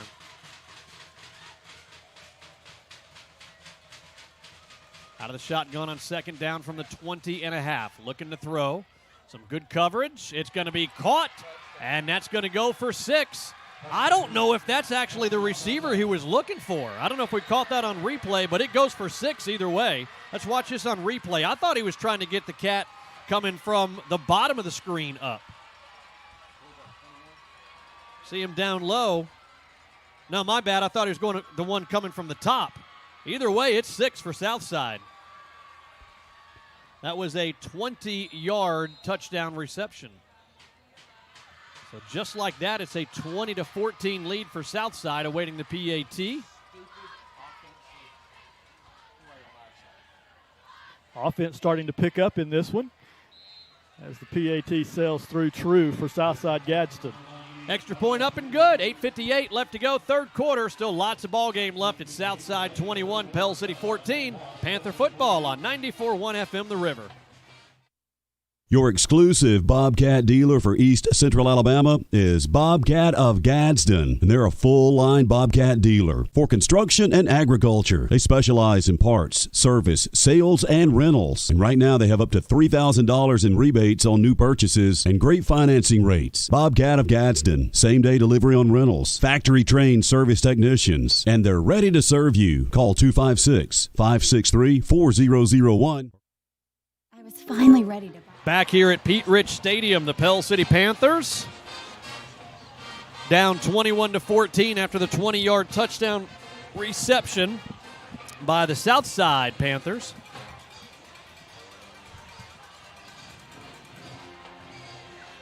Looking at Southside's stats. Hey, Alec, can we switch over to Southside real quick? Southside, 5 of 11 through the air, 114 yards. On the ground, 18 rushes for 49 yards, a total of 163 offensive yards for Southside. Our stats brought to you by Allen Service Company. This one looks like it's going to be returnable if he stays out of the end zone. He does. It's Kentrell Borden. He gets his chance. He's finding some running room. Left hash up to the 30, to the 32, 33-yard line. So a good return by number 2, Kentrell Borden for the Panthers. He took his heels to the goal line. Even until he started running upfield, I thought it was a possibility they would blow it dead. Obviously, he stayed out of the end zone, gets a nice return out across the 30 to the 34, where it'll be 1st and 10. Pell City's second possession of the second half. 8:49 to go here from Pete Rich Stadium. Southside Gadsden 21, Pell City 14. Going from left to right, the Panthers, with 8:49 left to go, as Lance just said. Panthers down by a score, 21-14. And just standing up Hicks right at the line of scrimmage there. Look, we got to throw the ball. I mean, it's if you watch the DBs, they're playing tight man on the receivers. They're saying, hey, look, if you can get it over the top, try it. But we're going to put 8 and 9 in that box until you show you can. Well, and we do have 2 touchdown passes on the night, so I think Pell City might just want to put it back up in the air. 24 rushes, 78 yards, so about 3 yards per rush. There is a throw, looking for Kentrell Borden near side. That's good for about 4 yards. Let's see, they put it down at the 38-yard line. It's a 4-yard gain. 3rd and 6 now for Pell City.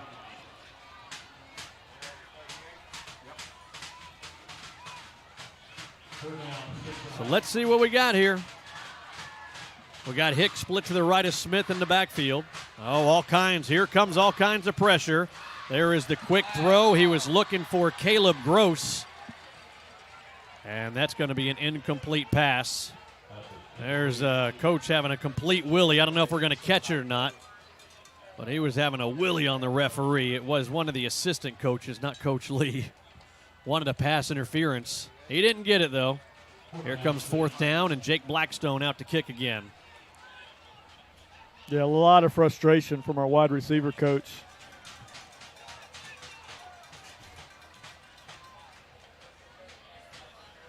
Return man back at the 20-yard line to our right.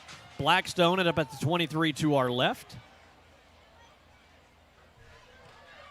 Another good punt by Blackstone. This one's going to bounce at the 40, take a nice Pell City roll inside the 30, and down at the 21-yard line. Tell you what, Jake Blackstone's done a really, really good job. The sophomore, also a varsity soccer player for Pell City as a freshman last year. He's done a good job getting that ball away and getting a nice tight spiral, and that time got a good 15-yard roll on top of it. Yeah, it's not getting a lot of hang time, but the ball's landing before the return man can get to it, and if you get the bounce like that, that's what you want every time. As you said, nice job by Blackstone, and good flip of the field position as Southside will have to start back at their 21, but a little nervous here because they've had it rolling on offense. So let's see what our defense can do here. We're going to go back to that screen pass just a second ago on the last possession. Look at the replay here in just a second. Quarterback keeper, got some running room. Great open field tackle by Brian Keller. Let's take a look at it, see if there is any pass interference. And this is the play that one of the assistant coaches for Pell City happened right in front after they brought the house against Baylor Smith. You see them all coming. And, boy, that was close. That was a bang-bang play. Regardless, it was called incomplete. Pell City punts away. And that's going to be a 4-yard run by the quarterback, Brooks Naismith, for the Southside Gadsden Panthers. So it brings up 2nd down and 6. 21-14 the score. Southside on top of Pell City. Patiently finding some blockers on the right side across the 30, close to the first down marker, depending on where they spot it. I want to remind you we're going to be back here at Pete Rich Stadium, amazingly, against Talladega, week number 3. It's homecoming next week, Lance. It's been a while since we've had a September homecoming. Wow. Early September homecoming on top of that. We got a heat timeout on the field. We're going to take it with them. Oh, they're going to measure. My bad. Thank you.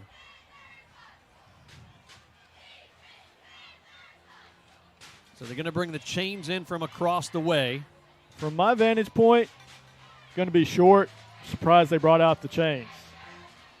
Oh, boy, I think it's going to be pretty close. I think he got it by just a hair.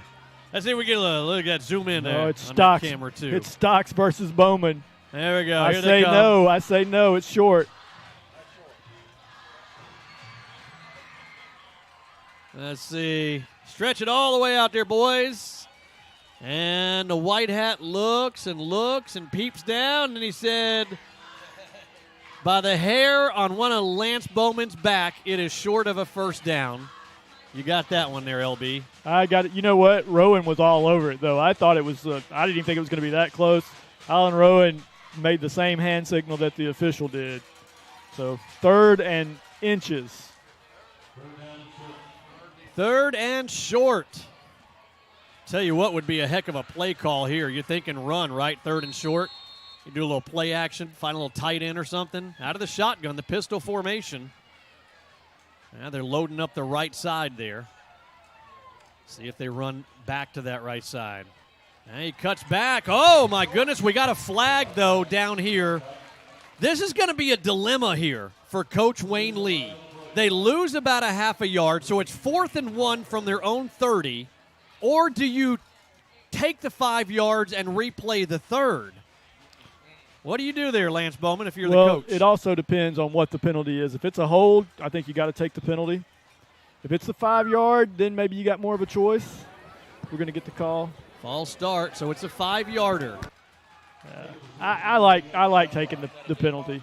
I don't know. Look, you see Coach Lee in the bottom right-hand corner. He said, no, we don't want it. I agree with this one. Well, you put it, you do put it on the Southside Panthers, and I think it's working. I think they're going to punt the football. Now, we got to be careful. We had a fake that was pulled on us by Leeds last week that went for a 50-yard touchdown. Now, at their own 30-yard line, that would take some big kahunas by Southside Gadsden. Great stand by our defense, though. Absolutely. 4th down and 1 from their own 30. Pell City in a punt-safe defense. And they will punt this thing away. High end over end kick, Kentrell Borden. He fair catches it. And the Panthers will take over at their own 34-yard line. 5:42 left to go here in the third quarter. It's Southside 21, Pell City 14.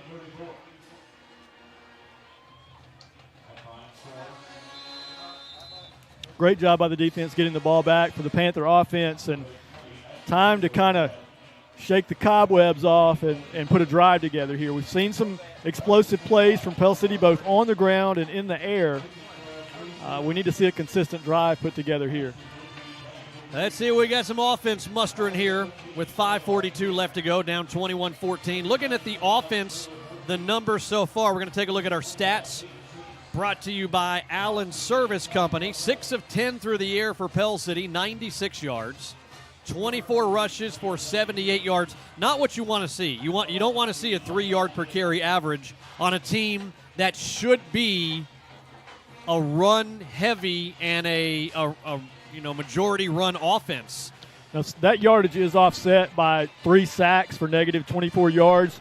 So I do appreciate what Adam had to say, but we are definitely running the ball better than we did last week. Hicks has 14 carries for 85 yards. So what's that? That's a little 5.5 yards per carry on Hicks. And most of those coming late in the second quarter and in the third quarter here. We only had 6 yards of offense in the first quarter, Pell City did. 1st and 10 for the Panthers. As you see, we're going from left to right as you're watching. Looking, throw near side, up, and it is incomplete. He was looking for Caleb Gross. Yeah, right there on the boundary where you're asking Gross to do a tightrope act and just couldn't pull it in. Not a bad throw by any means. You got to put it where only your guy can get it. Gross almost able to do so at about the 45 of Southside. 2 receivers to each side on 2nd and 10. Southside up 21-14. Quarterback keeper by Smith, following some big uglies along the left side. And he's going to get across the 35 to the 39-yard line. 5-yard gain, makes 3rd down. It opens the playbook up a little bit more. 3rd and 9 as opposed to 3rd and 5. You got more options. Out comes McClooney, number 7 for the Panthers. All right, so to the left is Reese. To the right is Hicks in the backfield with our quarterback, Baylor Smith. Everybody tight to the line. Smith under some pressure. He's going to be brought down. A sack on Baylor Smith is going to result in 4th down and 12, and out comes Jake Blackstone again to punt this thing away. And if you think about it, the problem has really been this half what we're doing on 1st down. We're getting no yardage on 1st down. We might pick up a little on 2nd down, but then it puts us 3rd and behind the chains. So we're going to have to be a little more successful on 1st down if we're going to try to move those chains, bit by bit. We're not hitting the big plays right now. We're not getting the ball downfield. So return man at his own 35-yard line to our right. Good punt again by Blackstone. This one hits at the 45, rolls inside the 40, 35, down to the 32-yard line. As you pointed out, in the air, Jake not getting a whole lot, but when he's getting 10 and 15 yards on top of that, then that makes for a pretty decent punt average for the sophomore. 4:01 left to go here in this third quarter. 21-14 is the score. Pell City down to Southside Gadsden. Big region matchup between Pell City and Southside.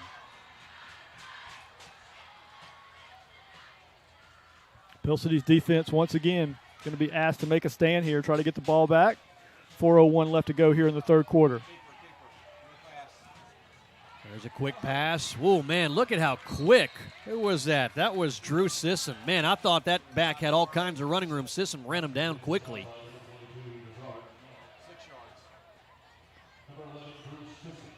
You look at Pell City's lack of success on 1st down and compare it to the 6 yards that was just gained by Southside. They're having a lot more success on 1st down than we are. It's helping them move the chains. 2nd and 5 From their own 38 with a 21-14 lead. Southside with the ball here with 3:20 left to go here in the third quarter.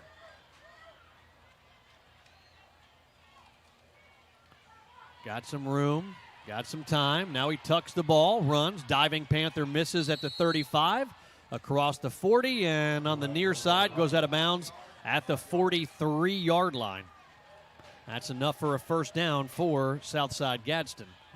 Yeah, a lot of hustle and effort by number 22, Hunter Otwell, but he dives out, can't trip the quarterback up, and he's able to get around the end and move the chains. Another 1st and 10 for the Southside Gadsden Panthers. They have the ball out now to the 43-yard line.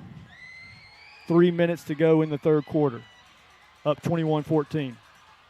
Trips up top, you see on your screen there. One receiver down low.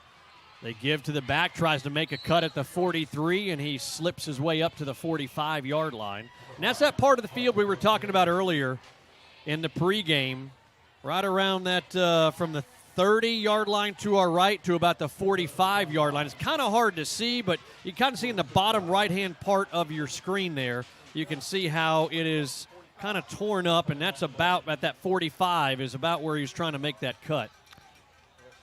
Maddox Parsons, number 5, 5'10", 190-pound senior. Primary ball carrier tonight for Southside Gadsden. It's a 3-yard gain up to the 46 with 2:10 left to go third quarter. Southside up 21-14. There's a toss deep far side, going to be incomplete. Good tight coverage out there by the Pell City Panthers. That is Brian Keller. Here comes the third down. Panther defense needs to do it again here. Onto the field for Pell City on defense comes Stefan McGraw, number 33. Out comes number 64, Matthew Swain. Carlos Herring on the coverage, Adam, and your defense, that jersey riding up. He's the one we're having so much trouble with tonight when he's back to return kicks as well just then. He had good coverage, number 5. There's a third down and 7. Give to the back, cross midfield, first down, driven out of bounds near side. Referee says 45-yard line is where he got to. That's 2 more yards than he needed for a first down. So the drive stays alive. Clock stops momentarily at 1:47, and Southside up 21-14. If you're a Pell City fan, you definitely want to see this thing stay at one possession in terms of a scoring margin. 21-14 now. About to get ready to go into the fourth quarter. Don't want to fall behind 2 scores.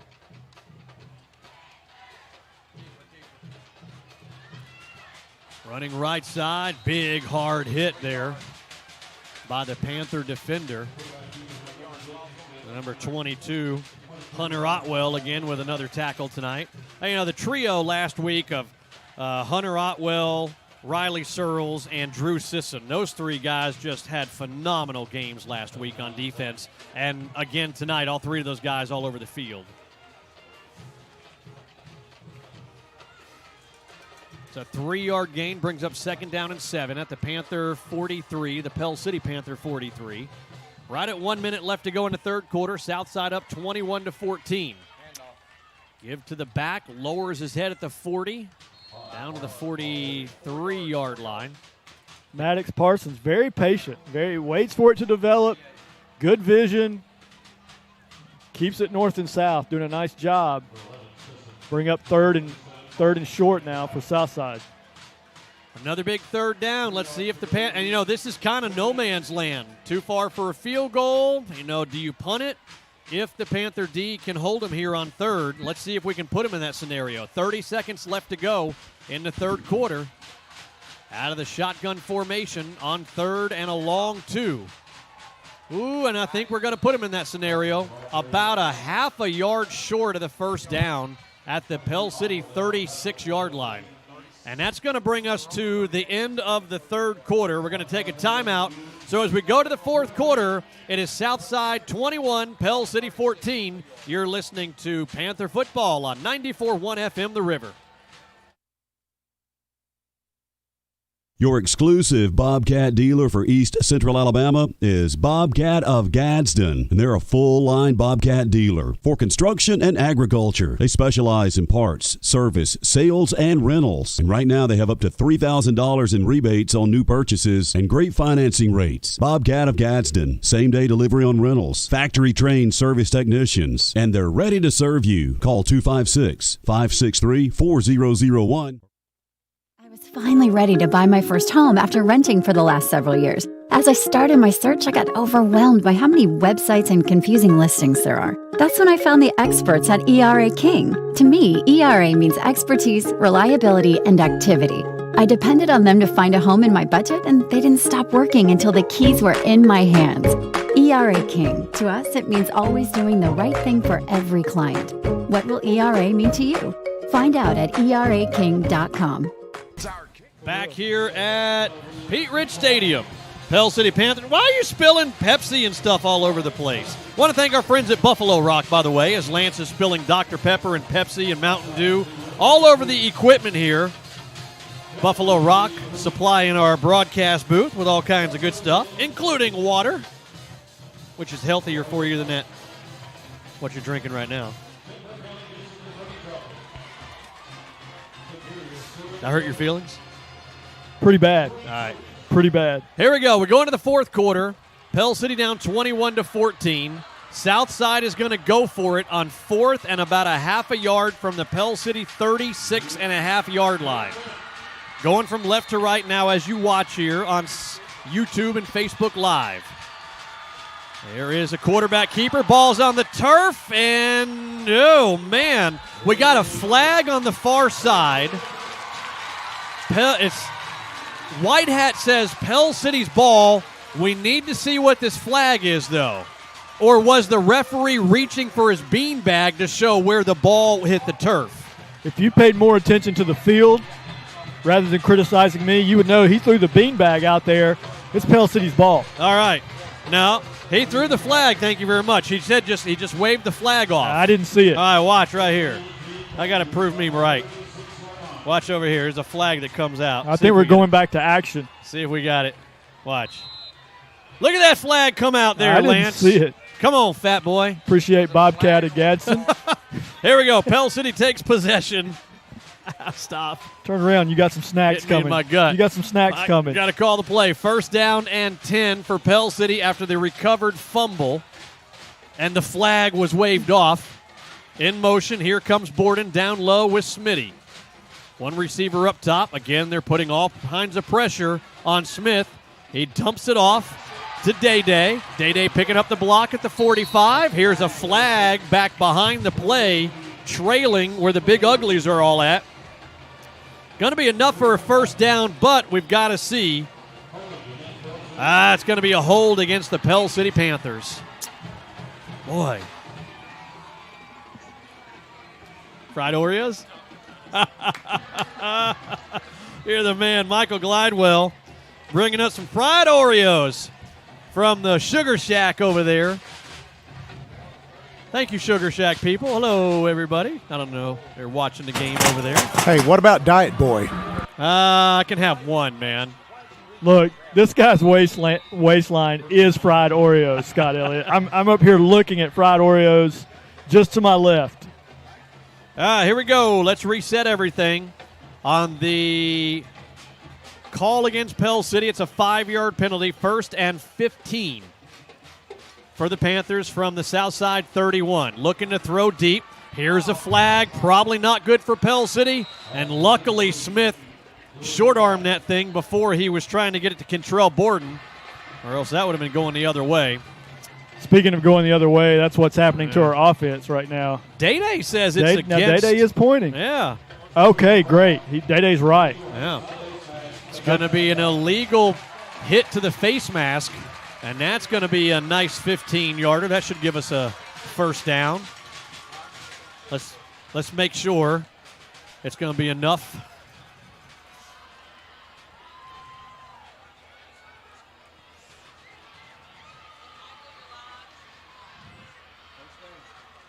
Yeah, that should be there.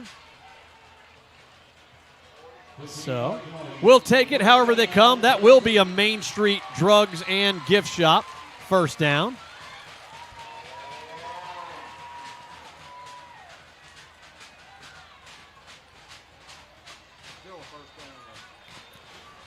The ball just short of midfield at the 46-yard line of Pell City. Huge break for the Panthers. I mean, that we were kind of struggling there, and need some offensive momentum to happen right now. Here they come again. They're showing the blitz. They bring the house. They give it to Day-Day, and Day-Day's dropped a couple of yards behind. Again, when you don't have the threat of a pass, they just bring everybody. They stick man on the receivers and say, hey, beat us with the quarterback. And unfortunately, we haven't done that yet. Got to open it up, and we can't have a running game when there's 9 guys in the box. And they're they're not just in the box, they're bringing the house. So they spread it out, 4 receivers now. Out of the shotgun for Smith. Got to start connecting on some passes here to try to loosen some stuff up. Again, they bring those two. Smith on the keeper up to the 48-yard line. Good for about 4, maybe 5 yards. Still well short of the first down. Took a big pop there at the end of the carry, too. Like number 6, Carson Riddlespur. 5'7", 155 DB, coming up with the hit. See Hicks back in there in the running back position. Only 1 carry here in this fourth quarter for -2 yards for Hicks. Hicks, 15 rushes, 83 yards on 3rd and 7 from the 49 of Southside. Oh, man. We go from 3rd and 7 to 3rd and 15. 21-14, Southside on top of Pell City. 9:38 left to go here in this ball game. Still plenty of ball game left. And Adam, you've talked about the type of defense and the alignment that Southside comes with, and it was there that time, man. That was, like you said, if you can't beat 4 receivers on 4 DB, something's wrong. I was so looking forward to seeing what was going to happen on that play because there was no safety help. It was going to be man-to-man matchup across the board, 4 receivers versus 4 defensive backs. Not the same alignment this time. 3 down linemen. Here come the 2 linebackers on the rush. There's the quick screen pass to Hicks across midfield. And it's going to be short of the first down marker. A couple of yards short. Lance is indicating on 4th down and 3 to go for it. It would be a bold move. They're considering it. Looks like they're going to keep him out on the field.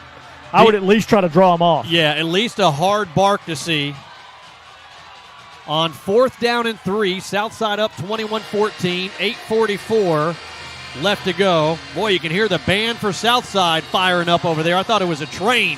We got a timeout on the field. Let's take it with them as well. You're listening to Panther Football on 94.1 FM, The River. Hi, I'm Adam Stocks, owner of 94.1 FM The River. Thanks for watching high school football here on our social media platforms, whether you're watching Pell City or Springville. Also want to thank our advertisers who support us and allow us to bring this product to you absolutely free of charge. You pay nothing to watch this broadcast thanks to our advertisers. So if you need their services, please give them a call. If you know them or you're around town, stop by, let them know that you appreciate them supporting our communities and our teams. And we ask that you do the same. If you have a business that you would like to get in front of nearly 20,000 eyeballs every Friday night, between Pell City and Springville, nearly 20,000 views for these 2 football broadcasts, you can shoot us an email, adamstocks@theriver941.com. That's adamstocks@theriver941.com. Go Panthers, go Tigers. Your exclusive Bobcat dealer for Hey, get that 4-wheeler off of there. Back here at Pete Rich Stadium. It's 4th down and 3. Wildcat formation.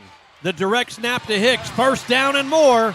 Inside the 45. Inside the 40. Number 24 continues to muscle his way for a Main Street Drugs and Gift Shop first down.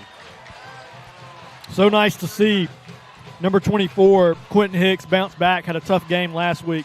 Really running the ball hard tonight. Staying in the same formation, the Wildcat. There's Hicks following the block on the right side.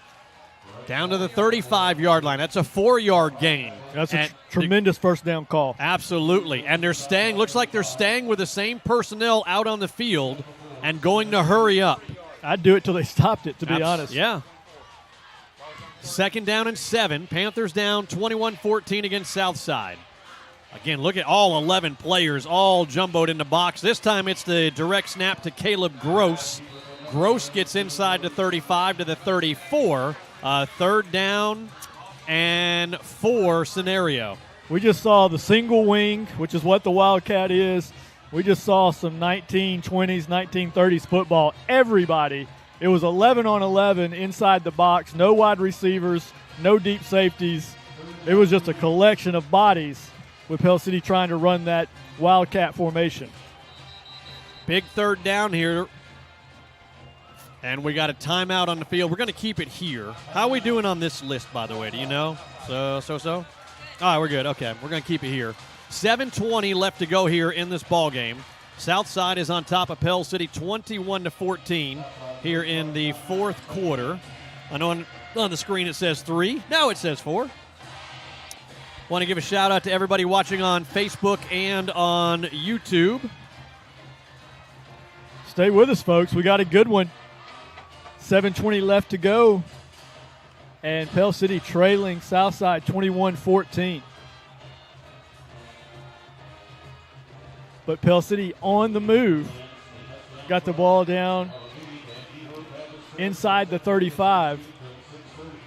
It's going to be 3rd down and 3 when we come back to action on the field.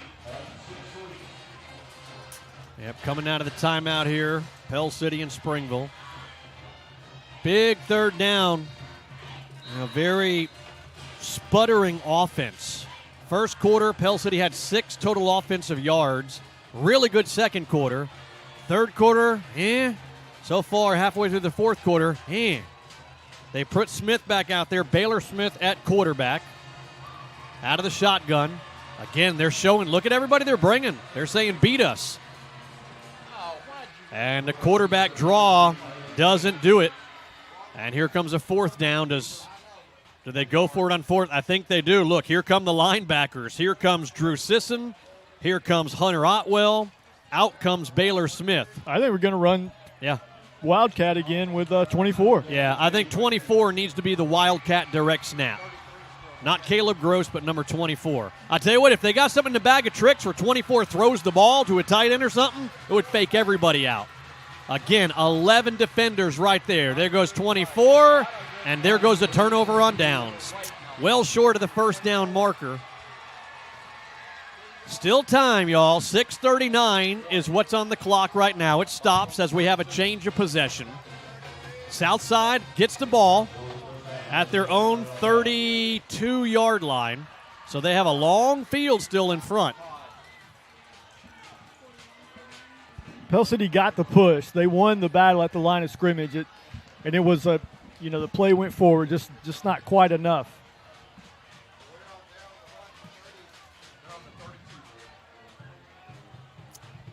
Again, if you can't prove that you can move the ball through the air a little bit, we're going to see this every week, week in and week out. 1st down and 10 for the Panthers of Southside. Running left side. Here comes, I thought I saw a flag. Yeah, a couple of flags there. Drew Sisson in on the tackle. Let's see what we got here. Blocking the back, is that what we said? Blocking the back against Southside Gadsden, so it'll back them up a bit.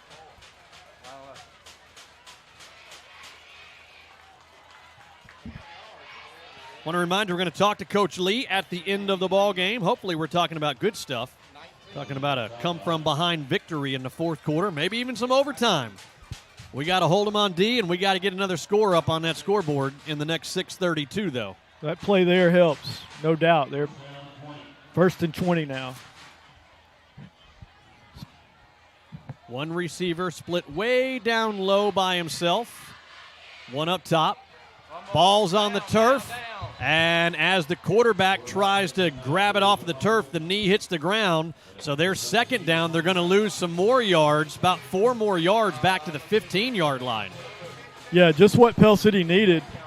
The Southside Gadsden offense, kind of their own worst enemy right now with penalties and then the bobbled ball there, putting them way behind the chains, going to bring up second and, like Adam said, probably 23, 24 yards to go.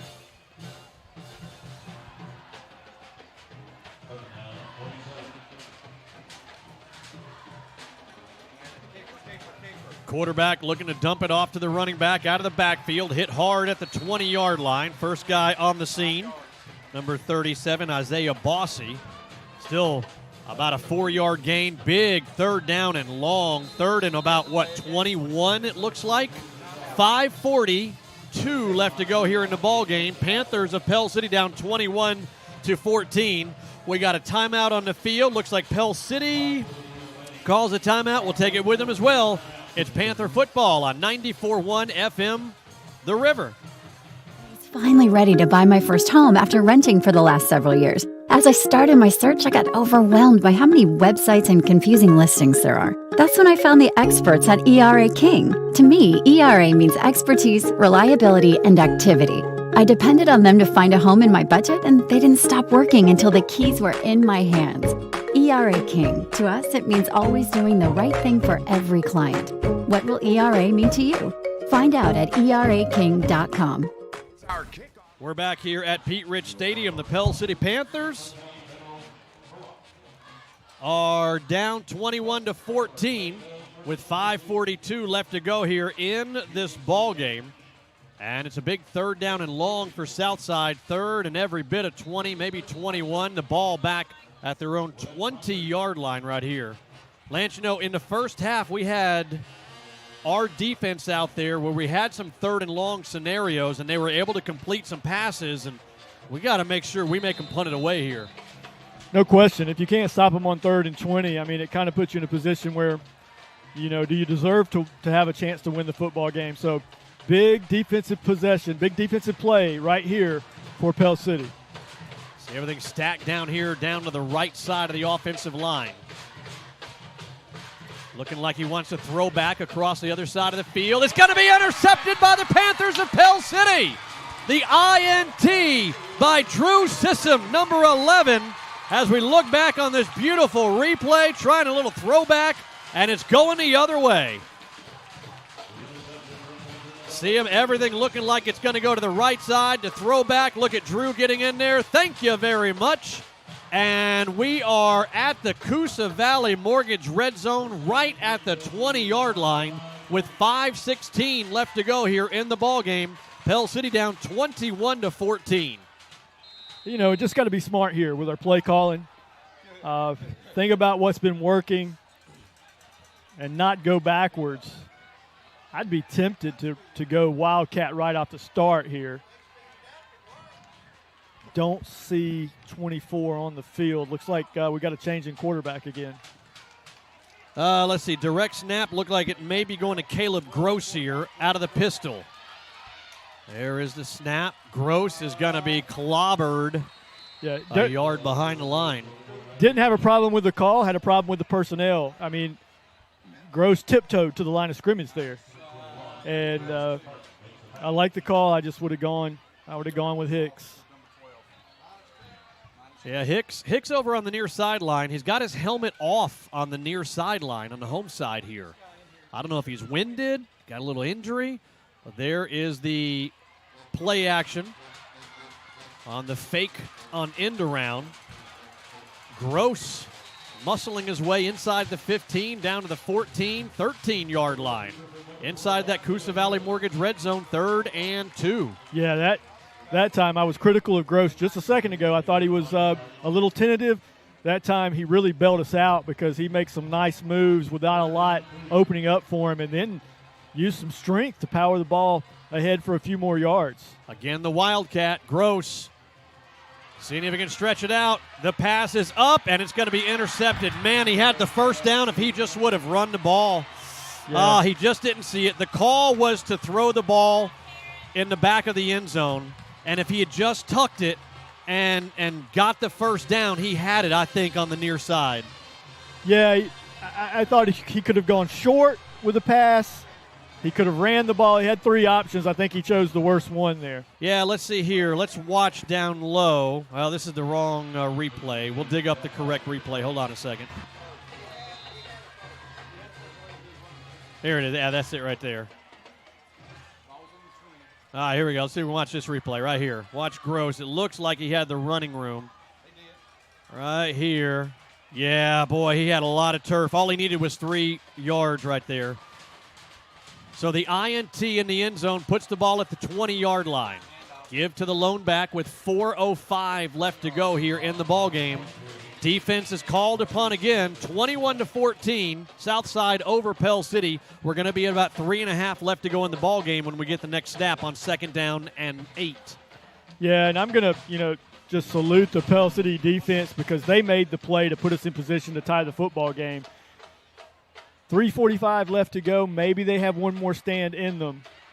But you're asking a lot of them right now. They've been on the field a lot here in the 4th quarter.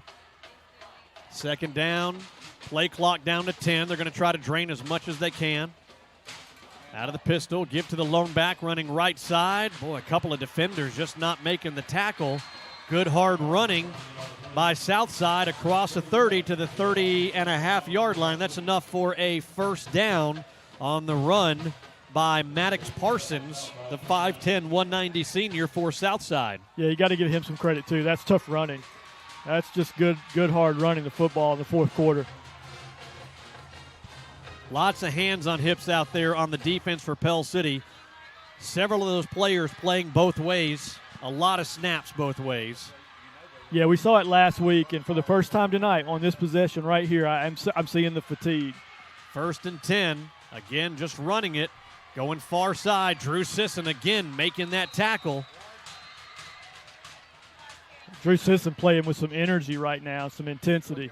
Helmet comes flying off of the running back, Maddox Parsons for Southside, so he has to come off the field for one play.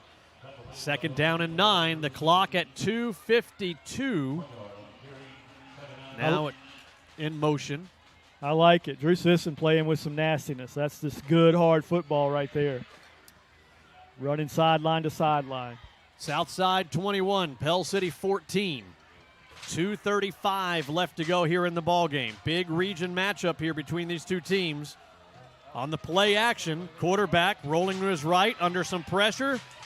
Drew Sisson bringing the QB down, but QB gets the ball underway, and it's going to be incomplete. Good news there, it stops the clock at 2:24, and it's 3rd down and long, and we got a flag. False start against Southside. Love on that Panther defensive backfield, too. That was great coverage. Nobody was open downfield. Every Panther DB had them like a glove, and they're going to decline the penalty. Yeah, it's going to bring up 3rd down and about 8 with the decline of the penalty. So another big 3rd down. Come on, Pell City Panther defense. 2:24 left to go in the ball game. Pell City down 21-14. We got to have a stop right here. Obviously, just not enough time on the clock. Could be the ball game. Give to the lone back running far side. He is going to be brought down at the 35. A good 6 yards short of the first down marker. And I believe Coach Wayne Lee is going to stop the clock at 2:14 left to go in the ball game. We'll take a quick timeout with them. Panthers forcing a punt on Southside. When we come back, it's Pell City football on 94.1 FM The River.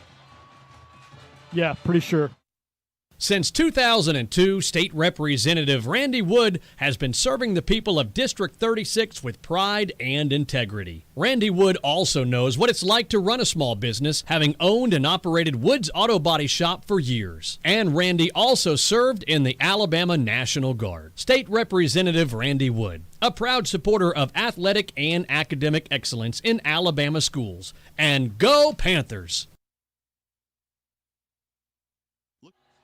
At Pete Rich Stadium, the Pell City Panther defense again coming up huge with 2:14 left to go in this ball game. Pell City down 21-14, forcing a 4th down and 6, and forcing a punting scenario with Kentrell Borden returning at the 40-yard line to our right. Boy, do we need a big return right here.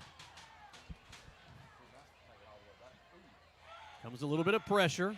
High, wobbly kick. Kentrell says, get away from it, everybody. And it takes a sideways bounce as it goes out of bounds. You can see it there at the 38-yard line. Just a little frustrated with a couple of seconds bleeding off the clock there. I was watching the clock. I guess they go on the official signal. I thought we got the ball out of bounds at 2:05. Hope that doesn't come back to haunt us. Oof. All right, so let's look at some stats here. Our Allen Service Company stats so far. Pell City 7 of 12 through the year for 105 yards. On the ground, 35 rushes and 101 yards. 206 total offensive yards. Both those touchdowns that Pell City has are through the air, so 2 of the 7 completions going for touchdowns. Quentin Hicks, 19 rushes, 98 yards. Hicks is split to the left of Smith in the backfield. There's the throw. Goodness gracious, that went straight to the linebacker. Not a whole lot more to say on that one. Yeah, obviously Baylor zoned in on something that he thought he saw, and Adam said it. What he didn't see was the Southside linebacker, and it would just hit him right between the numbers. Yeah, that one hurt. Yeah, it's a lot of frustration. I thought the effort from Pell City was there. I thought there was an improvement from week 1 to week 2. It's just not going to be enough. Pell City with 1 timeout left. You know, they're going to run the ball here. I would think all 3 plays if I don't think we have enough either. 1:54 on the clock. Panthers down 21-14 against Southside. Just a 1-yard gain down to the 24-yard line. And the play clock is at 35. We'll be right at about a minute and 4 when they have to get the next snap off here. When you talk with Coach, you're going to need to get a tackle count on Sisson. He has just been dominant in this 4th quarter. I mean, that guy is making it. It seems like he's making every play right now. Drew Sisson is just playing with like he's fresh. There's 1:18 left to go. Got more energy than anybody on the football field. At the Panther 24, there is the snap. Couple of yards behind the line of scrimmage, and right on cue, number 11, Drew Sisson, along with number 22, Hunter Otwell, making it tackle. And with 1 minute exactly and the clock rolling down, Panthers down 21-14. We're going to be at about 28 seconds when they have to take the next snap. And I would think Coach Lee is going to call a timeout immediately upon the whistle after this next play.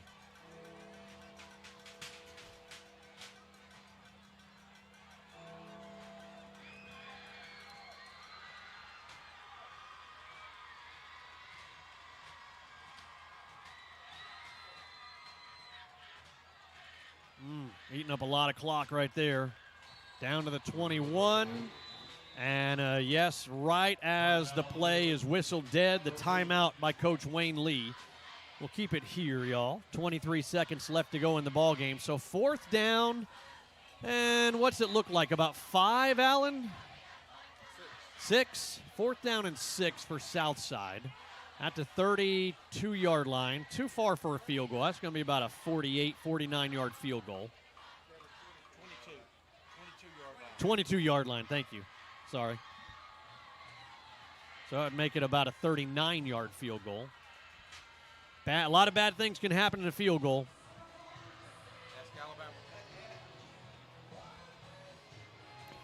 You know, if we talk about this, and I'm pointing at the player of the game from Metro Bank, I don't know how many times we've gone back-to-back with the same guy, but what I've watched in this 4th quarter from Drew Sisson has blown me away. The guy just, I think maybe it was the pick, or maybe it was happening before, but the guy's energy level just has come off the charts, and he's literally just carrying this Panther defense right now, making play after play after play. I've loved watching number 11 here in this fourth quarter. And they are going to try a field goal. Boy, oh boy, if we could get some magic here. I'm really surprised Southside is attempting It's a this. horrible call if they go through with this kick. Wow. It's Hey. like literally possibly the only chance we could win it besides, a Hail Mary pass. I mean, I guess you're flipping a coin, a Hail Mary pass or a block kick. See what we have here. It's going to be, a 38-yard field goal attempt. He's got the leg. There's no doubt about it. He's put all the kicks. Oh, that one is well short. He got under that one. That one landed halfway into the end zone. But it's still a 21-14 lead, and there's only 23.4 seconds left for Pell City to try to get, 65 yards-ish? Crazier things have happened. Yeah. We've called crazier things.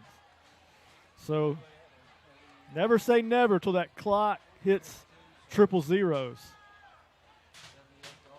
So 23.4 seconds left to go on the clock. Pell City's going to take over possession on offense, trailing Southside Gadsden 21-14.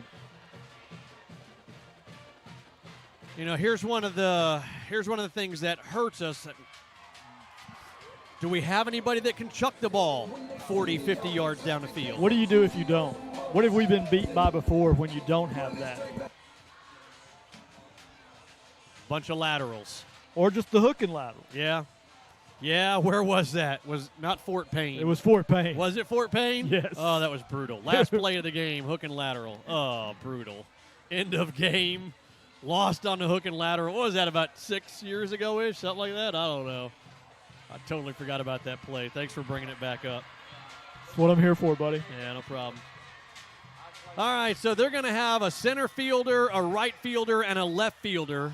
Southside will in the secondary, about 40 yards off the line of scrimmage to make sure nothing crazy gets behind them. I wonder if Coach has anything for this situation. We'll see. We'll know right here. We get a wide shot and show all to go to the left a little bit on Michael's camera there. You can see, keep going to the left, keep going to the left. You can see the three defenders back there way off the line of scrimmage.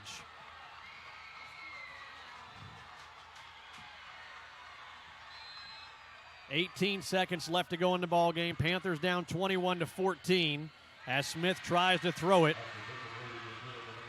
Defensive lineman hits his arm, and that goes incomplete. 15.7 left to go. Looked like Pell City was just going to try to get the ball to the middle of the field. We're out of timeouts, too, right? Yeah. Yeah. I mean, got to find a sideline. Of course, if you get the first down in high school ball, you get the clock stop.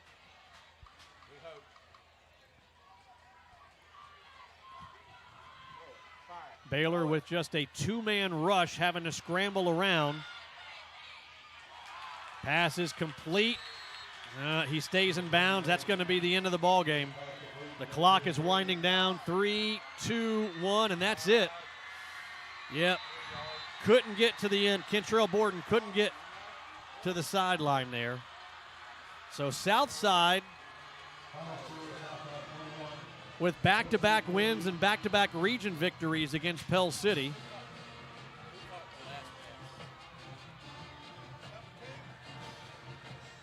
Hard-fought game. It was a good game. Going to the locker room, 14 apiece. We'll talk with Coach Wayne Lee coming up right after we have all the handshakes and everything. We're going to allow Coach Lee to talk with his players. And then we'll get him after he's done talking with his players in the middle of the field there. We'll take a look at our halftime or our end-of-game stats. Tell you what, let's take a timeout here as Coach will meet with his players, and when we come back, we'll talk to Coach Wayne Lee, and we'll take a look at our in-game stats as well. Stick around. It's Southside 21, Pell City 14, final score Panther football on 94.1 The River. Whether you need storage for a jet ski or a full-size RV, Dooley's Boat and RV Storage is the only name you need to know. Offering the largest covered storage around Logan Martin Lake, they have 24/7 gated access and running state-of-the-art surveillance cameras. All units have power and water's available, and they also offer by-the-foot storage for jet skis and small vehicles. Dooley's Boat and RV Storage, Highway 231 South at 160 Lakeshore Drive in Cropwell. Jake from State Farm. I would like to formally extend my gratitude for the Russell rate on my insurance. Do you mean surprisingly great rates from State Farm? I don't believe in accepting help, but I'll make an exception. Here's the deal, Russell. There's no special rate. These prices are for everyone. Consider us square. I made that from memory. I know your face that well. For surprisingly great rates and great service, call State Farm agent Bart Perry in Pell City. Like a good neighbor, State Farm is there. It's our kickoff spectacular at McSweeney Chrysler Dodge Jeep Ram. Want to stand out from the crowd? Check out our Black Widow lifted trucks. Buy now and get a $2,500 trade-in bonus discount. It's the Make This the Summer event at McSweeney, and we're giving you a $2,500 trade-in bonus discount when you buy at McSweeney Chrysler Dodge Jeep Ram. I-20 exit 158 under the biggest American flag in Central Alabama.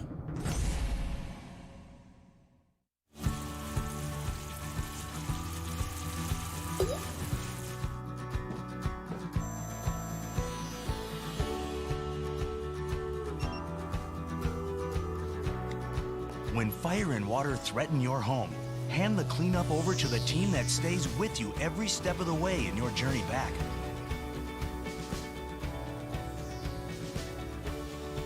ServPro, like it never even happened. Hi, I'm Adam Stocks, owner of 94.1 FM The River. Thanks for watching high school football here on our social media platforms, whether you're watching Pell City or Springville.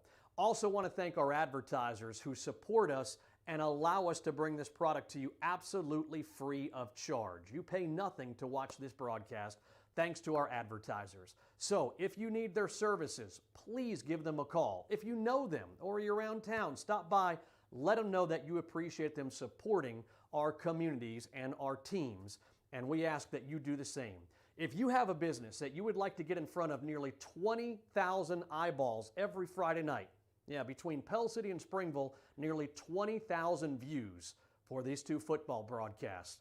You can shoot us an email, adamstocks@theriver941.com. That's adamstocks@theriver941.com.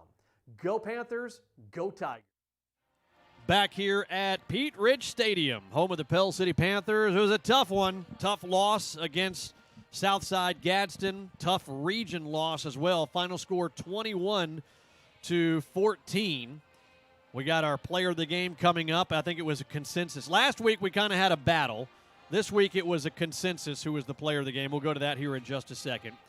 Going to check in on our stats, which is brought to you by Allen Service Company. And tell you what, the second quarter looked really good. I mean, we were stacking them up in the second quarter, but boy, this other three quarters kind of ugly.